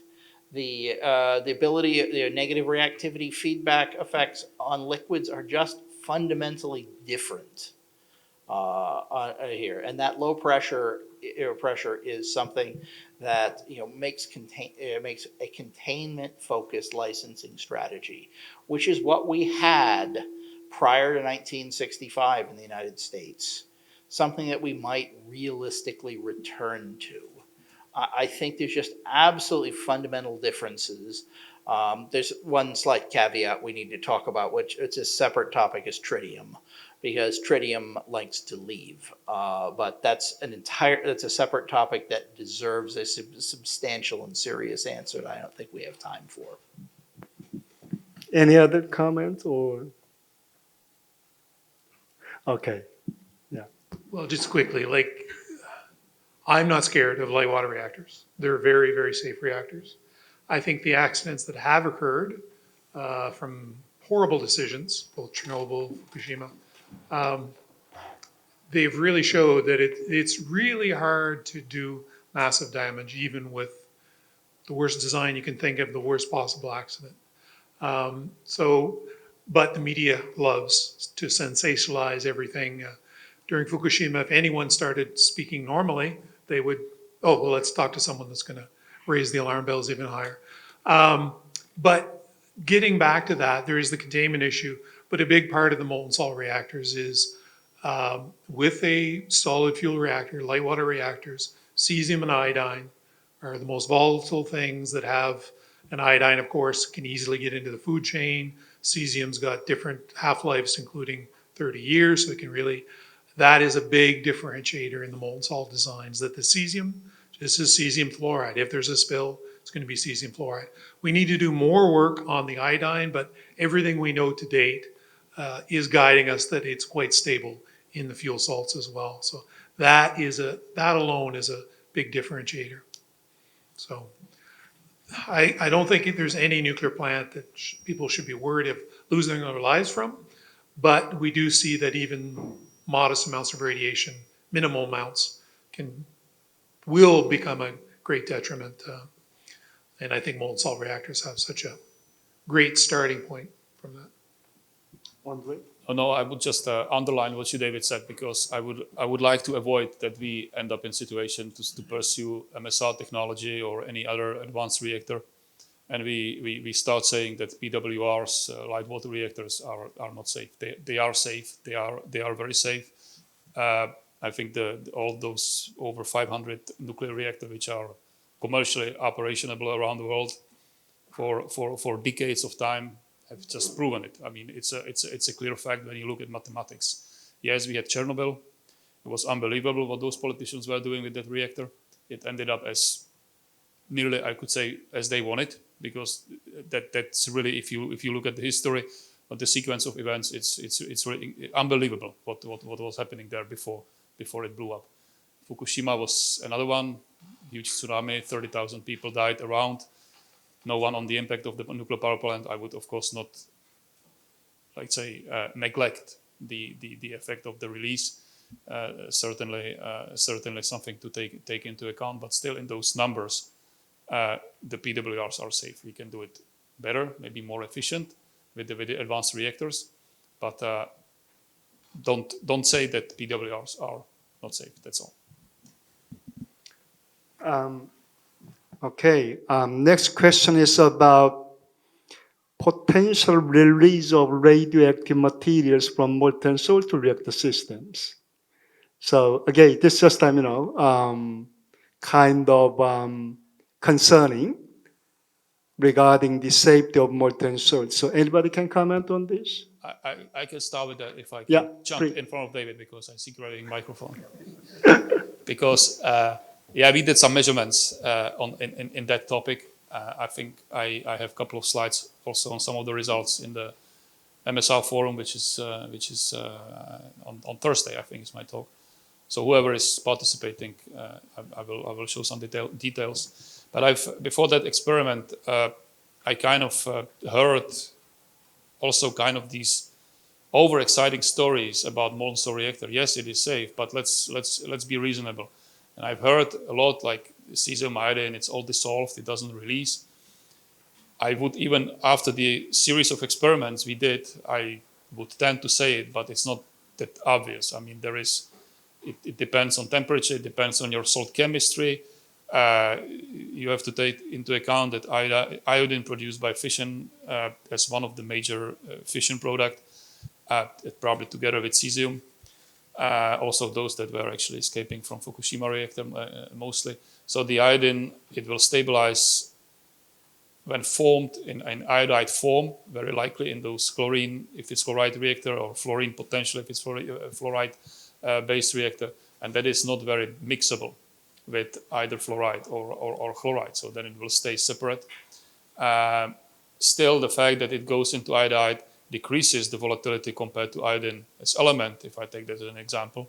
But one should not neglect this demixing. If you look at cesium, if that stabilizes with an ion, that is the anion that is based on the fuel salt.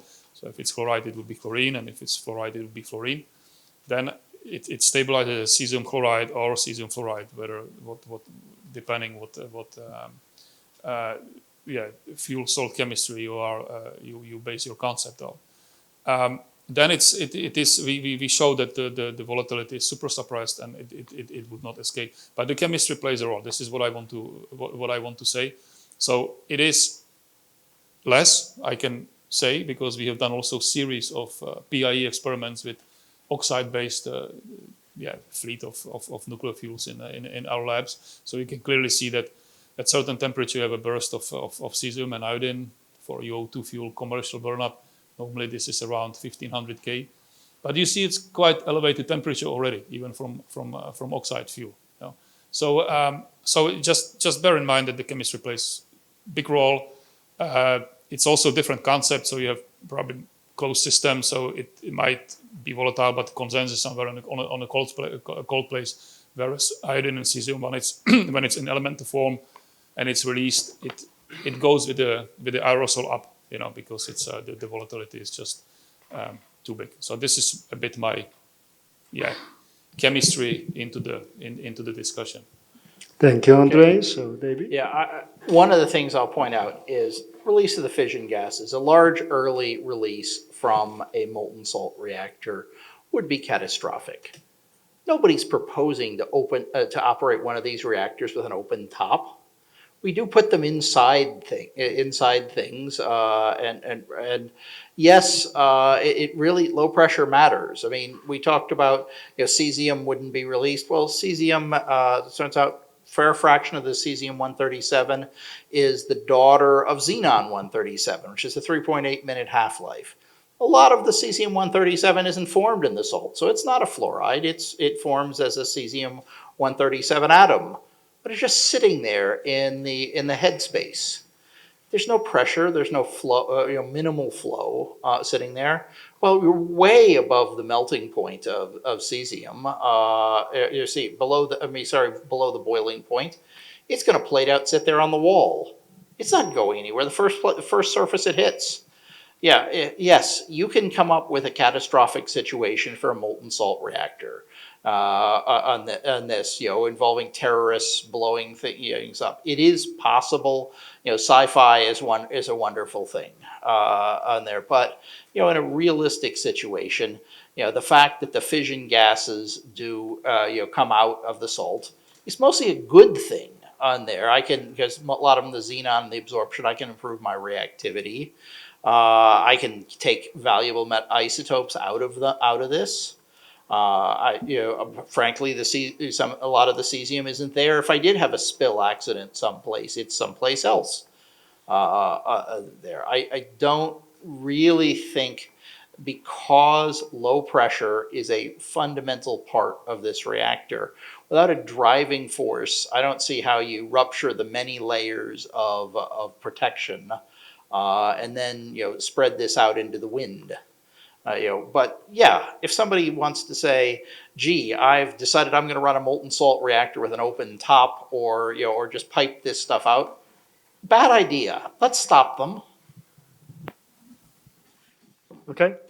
Can I jump in real quick? Please Just go say ahead. one more thing about this. So, it's a bad idea to run it open, so let's close it. Low pressure means we can actually run these in an environment that's at a negative pressure. And the chemistry is interesting. And so I'll go back to the point I made earlier about our research reactor.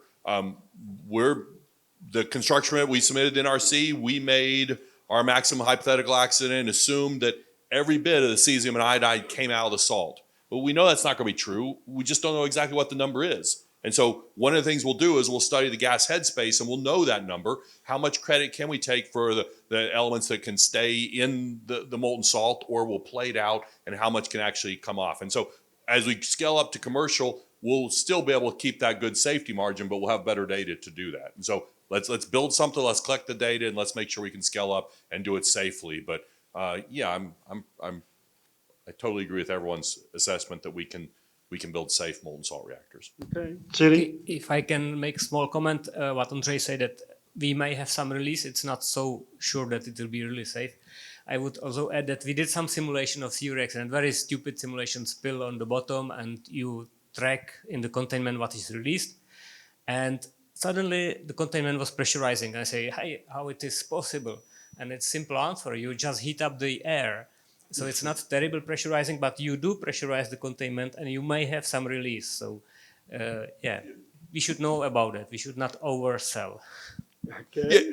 Yeah. So, but again, one of the neat things about it is you know exactly how much energy is there, and you know how much when you shut it down, how much decay heat will be there, and so you know how much you know the total amount of energy and how much the air will heat up, and so it gives you very robust. Ooh, I'm about to drop another one. Sorry. Thank you. Good job. It gives you. And it's great to have safety people around. Okay. I have a small question for Sibo. You are developing barge type power station at the moment. So question is, are you also looking into ship propulsion? Good question. No, we No? are not. We are Okay. not. We are, so the CMSR power barge is designed to be non-self-propelled. It will be towed from shipyard to site and back eventually. There are several reasons why we don't look into nuclear propulsion. Personally, I think nuclear propulsion still has a few decades ahead of it. That's just my assessment. Maybe not so much from a technical point of view, but from a nuclear proliferations point of view. Having ships sailing around the world with fuel and plutonium and so on is going to be a challenge. Whether that can be overcome, we'll see, but it's going to take some time. Without being pessimistic, I think it will take a long time. So we decided to focus on civilian electricity production, floating nuclear power plant. Okay. So in that regard, Jeb, your partner, Core Power, is talking about ship propulsion, right? Yeah, I mean, two of my partners, Core Power, a UK company, which has Japanese shipyard investors. Yeah. That's public, as well as Hyundai. Mm-hmm. KSOE are both very interested in the maritime missions, and yes, they're interested in both sides of it, propulsion as well as floating platforms.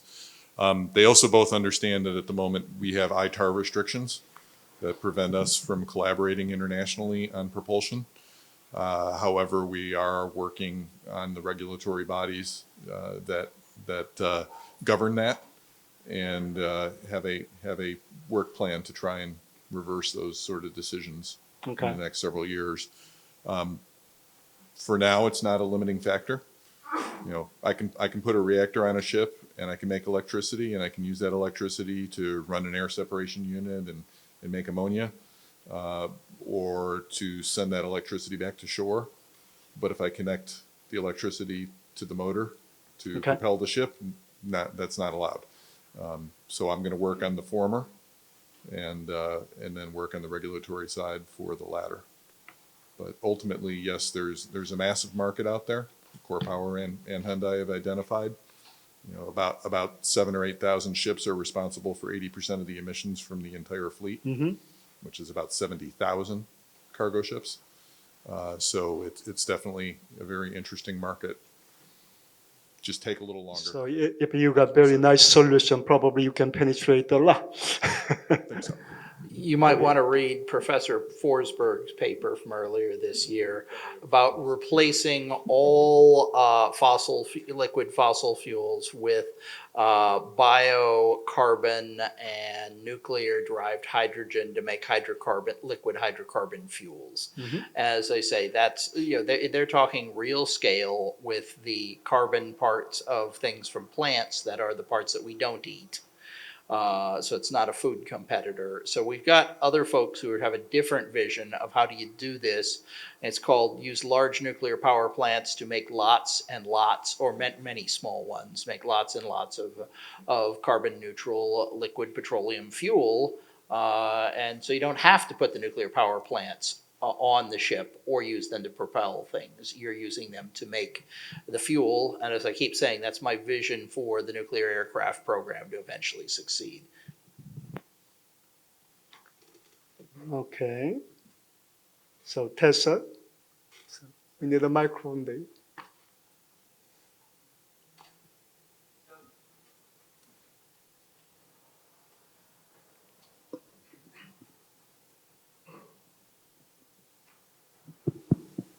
Taesok from Kai's currently as a postdoc under the supervision of Professor Yong-Hee Kim. Listening to this extensive plenary session, also the presentation, comprehensively, what I understood is that private sector or the private company should lead the realization of the molten salt reactor to be, on grid. And in that regard, which means that you have to make electricity, sell it to the public, and make money. So cost effectiveness is very important. And what I understand is that having a large power scale is in general unfavorable in terms of economic. And so, especially for the private sector researchers or CTOs, do you think that having a large power, the scale of the power for the molten salt reactor being in terms of gigawatts, is beneficial compared to having a 100 megawatt of power scale of the molten salt reactor? And in that regard, from my understanding, most of the including Seaborg's CMSR is in the range of few hundred megawatt thermal, right? And is there any new market that this nuclear power could penetrate? So, for instance, what comes across my mind is maybe coupling with the data center, because these days people always talk about AI, which needs more electricity, and I believe that the new advanced reactor could support the electricity for the AI data centers. And last but not least, even though we could come up with a nice idea and brand new technologies, I'm not being pessimistic, but I believe that the very first product, real molten salt reactor would be quite expensive. The cost of the electricity would be quite expensive, but as we build more and more, the costs are going to reduce. So how are you going to, or is there any kind of a agenda or narrative that could justify the very first expensive cost of real molten salt reactor? For instance, Tesla, the 2008 when they had the first car, they intentionally aim for a sports car so that its high price could be people could afford it, that people could buy it. And nowadays, the cost effectiveness of the EV vehicles are quite compatible to the fossil fuel. So it's a long question, but that was my question. Yeah, thank you for listening. So anybody will answer quickly? Quickly. I do think things are going to logically want to scale up over time. Certainly looking at my partner set, like I said, Core Power and Hyundai, they're interested in smaller reactors for floating platforms and propulsion in the relative near term. Southern thinks big. And so we've been focusing recently, we call it a minimum viable product. And so that will be something like our demo, a couple hundred megawatts thermal. And you build a demo and then you build as many of those as you can. But then in parallel with building many of those, we'll be looking at advanced materials, higher temperatures, and larger scale. And for some of the reasons David mentioned, I think that's not as bad of an idea with molten salts as maybe it is with the light water reactors, where things just don't scale up as well, and so you get into more safety concerns. And so again, they're very safe, just to be clear, but we could do better with the salts. I agree with Jeff, and minimum value, we're using that expression too. It is a very interesting question, and it also, what is your economies of scale? There's a general engineering rule of thumb to the exponent 0.6, okay? But then when you look at industry, in the chemical industry, where there's enormous amounts of examples, some pieces of equipment are a higher number, lower number, et cetera. Historically, people have thrown out that the nuclear island is 0.4. That means there's a pretty strong economy of scale. When you look at the data though, now the United States, it's a special situation. If you look at the data from the US rollout of nuclear power, there was almost no economy of scale. Now, a lot of that could be like the early ones had less regulatory hardships, so to speak. The later, larger ones did. But we don't really know exactly what the economies of scale are going to be. There definitely will be. But you also have to work in the unit cost. And that's where a lot of the SMR field is. That, yeah, maybe building the biggest light water reactor you can might give you the lowest cost, but then your unit cost is something that only a national or only a very, like, very special company like Southern can actually absorb. So that's very important as well. And also economies of scale eventually hit a brick wall. Like one of the things with the AP1000, that's the biggest water motor ever made because they wanted to do 2 loops instead of 4. So there's development cost on that. So there's component development is going to be cheaper for smaller. So there's lots that go into that question, and there's no simple answer. But we're all struggling to find that answer ourselves. I was also going to point out that the artifact of the licensing process has on there, because you get a license for each reactor. And if we change the licensing process so that if you add another reactor, another core, and another core, and another core, and NuScale was very much trying to do that you minimize the licensing cost, because part of the reason we've gotten to bigger LWRs is because of the cost of the license for each one of these. If you can go ahead and say, I'm going to put a 12-pack on here, and the licensing cost is the same as putting in 3 on there, you may change how you go ahead and do some of the costing, because some of this is artificial just because of the extreme costs of the licensing of each individual core unit. And we don't know what it's going to be. It's just like you hear the developers talking about, they don't know exactly what the scale is going to be in the real units on there. We don't know what what it's going to be eventually, as we are trying to get a licensing process which is tailored to the actual safety characteristics of the reactor, rather than force fitting them into the safety characteristics of LWRs. And again, LWRs are very safe today. The issue is that we've made them so safe that they're so expensive. It's not a problem with safety. It's a problem with cost. Okay. We are running out of time, but nevertheless, I think we have to answer 2 more questions. So this is rather simple, but not that simple. It's wondering about the maximum upper limit of the operating salt temperature. It depends on the salt. Okay, please go ahead. Because you are in chloride, you are in fluoride. It's mix of the properties that the upper limit must meet. So. Sorry, what? That's a mix of properties. Okay. Where you set your upper limit. So can you mention some specific temperature? I think the corrosion will also play the role. I mean, at a certain moment, you will probably enter a temperature where that specific salt, maybe with some portion of fission products, will be, yeah. And that just depend on the structural materials, right? Not any more acceptable from that aspect. So it really depends on the chemistry. Okay. Just to echo that, I can give an example. I mean, our minimum viable product, we'd like to use stainless 316 if we can.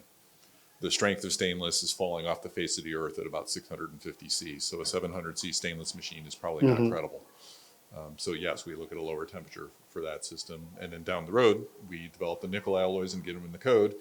We can jack up the temperature 100 degrees. And the corrosion actually is probably better. Okay. With the better material. David, you have some comment? I actually had the same comment as Jeff on there. It is a lot of this is structural materials stuff. What are we going to have as structural materials in 2040? And I'll tell you what the upper temperature limits on MSRs are, because they're so dependent upon what do we do and what are the safety performance requirements of that material. I don't even think we're necessarily in the alloy sets on here. We are really having revolutions in other materials. Okay. Oh, Jerry. Yeah, if I may, this is the kind of issue, or all MSRs. You have the melting temperature on one side, and you have the structural materials failing integrity on other side. And this is the window where you need to design your reactor somehow. And my personal opinion is that especially the melting temperature, the high melting temperature, is the fact which is slowing down the deployment or evolution of molten salt reactor. Should it be 200 degrees C lower, we would be much, much further nowadays, in my opinion. Okay. Okay. And the last question here I have, this is for me. If you recall the theme and topic of this talk concerts, you remember generation number 5, right? Not generation number 4. This is my personal definition of generation number 5. And the question is, what is generation number 5? So personally, I say like this. In generation number 5, I think, and I should say, it could be autonomous somehow. And also, if you think about the design goal of generation number 4, we say more safer, more economical. But when I define generation number 5, it should be rather always passively safe. So that is the major attribute of the generation number 5. That is my answer to the person who raised this question. Okay, so we are almost done, and if you got any burning question, please go ahead. Oh, you have. I have a question for the audience, because I really like the question from the gentleman standing there about research reactors. And like Rusty said, they're building this to prove out things on molten salt reactors. But I'm more and more seeing that the budget of large universities rivals some nations in the world. So my question to you, I would ask David Holcomb, what are the interesting things that we've had test reactors all around the world?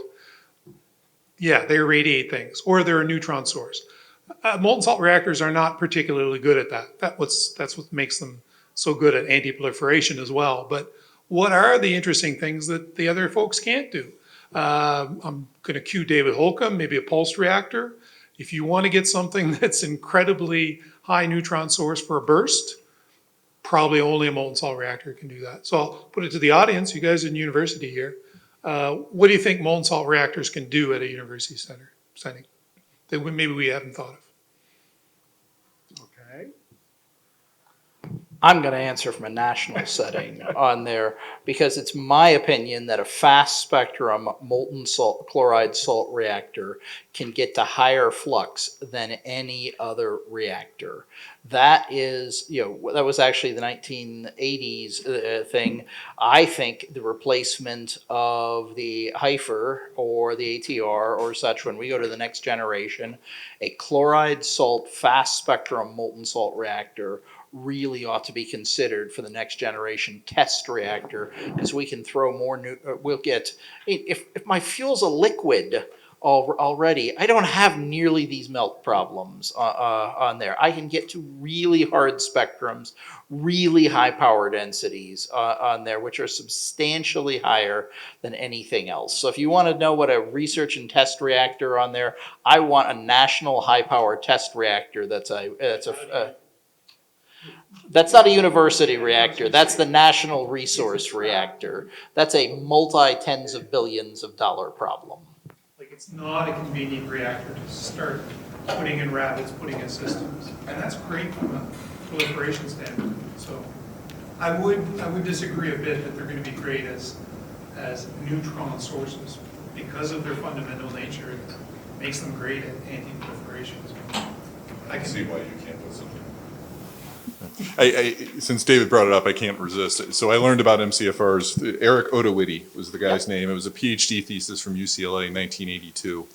And he disappears from the scene, and then he next reappears at Idaho National Lab, or INEEL at the time, or whatever it was, in 1990. And he writes a series of papers proposing an MCFR as a replacement for ATR, because it was already 40 years old or something like that. And then he disappears altogether. In the course of working in MCFR, I found this guy, and he's now a preacher in Idaho, which I think is a perfect sort of comparison for the molten salt community. But he was proposing power densities that were several gigawatts per cubic meter in an MCFO. And he was a student of, what's the guy in, Professor Taube at the Swiss Federal Institute of Reactors back in the 70s. That's where he was getting his stuff when he did his UCLA. So yeah, I'm just copying on here. Boy, that was some amazing things. So on a national capability project, I think that was pretty slick idea. I also think that there's some very interesting things you can do with space reactors. There's a number of things. That's actually some of the stuff we were doing with space reactors in the early 2000s are what caught Kirk Sorensen's eye. So we had a number of, they're just, so molten salt reactors have a lot of other uses in the interesting other things that might be good things in research. But I'll point out, most of the university reactors are used for training. They teach courses on them. If you go to these universities and see what they're used the reactors for. They do some irradiations, but they're not big enough to go ahead and really do substantial radiations. There are a couple of exceptions, Missouri and MIT, but mostly they're not. They're used to help people become familiar with the nuclear technology and to teach students. And molten salt reactors will work fine for that. They're not really any better in some ways, but because light water reactors also teach students how to run reactors. But I think we ought to have a few of them, because molten salt reactors, I hope, are the future, and I want students to be familiar with them. Okay, so we have end these topics for the discussion. So by the way, time to wrap up. So, well, let me close this and very interesting, I guess, and I believe exciting talk concert about the advanced generation number 5, molten salt reactor. And I do hope you have enjoyed. It's almost about 3-hour, discussion and Q&A, and also hopefully this was quite inspiring to young graduate student in particular. That is my hope. So we thank all the speakers again. Thank you very much. And then this concludes today's talk concert. Again, thanks for coming. Thank you very much.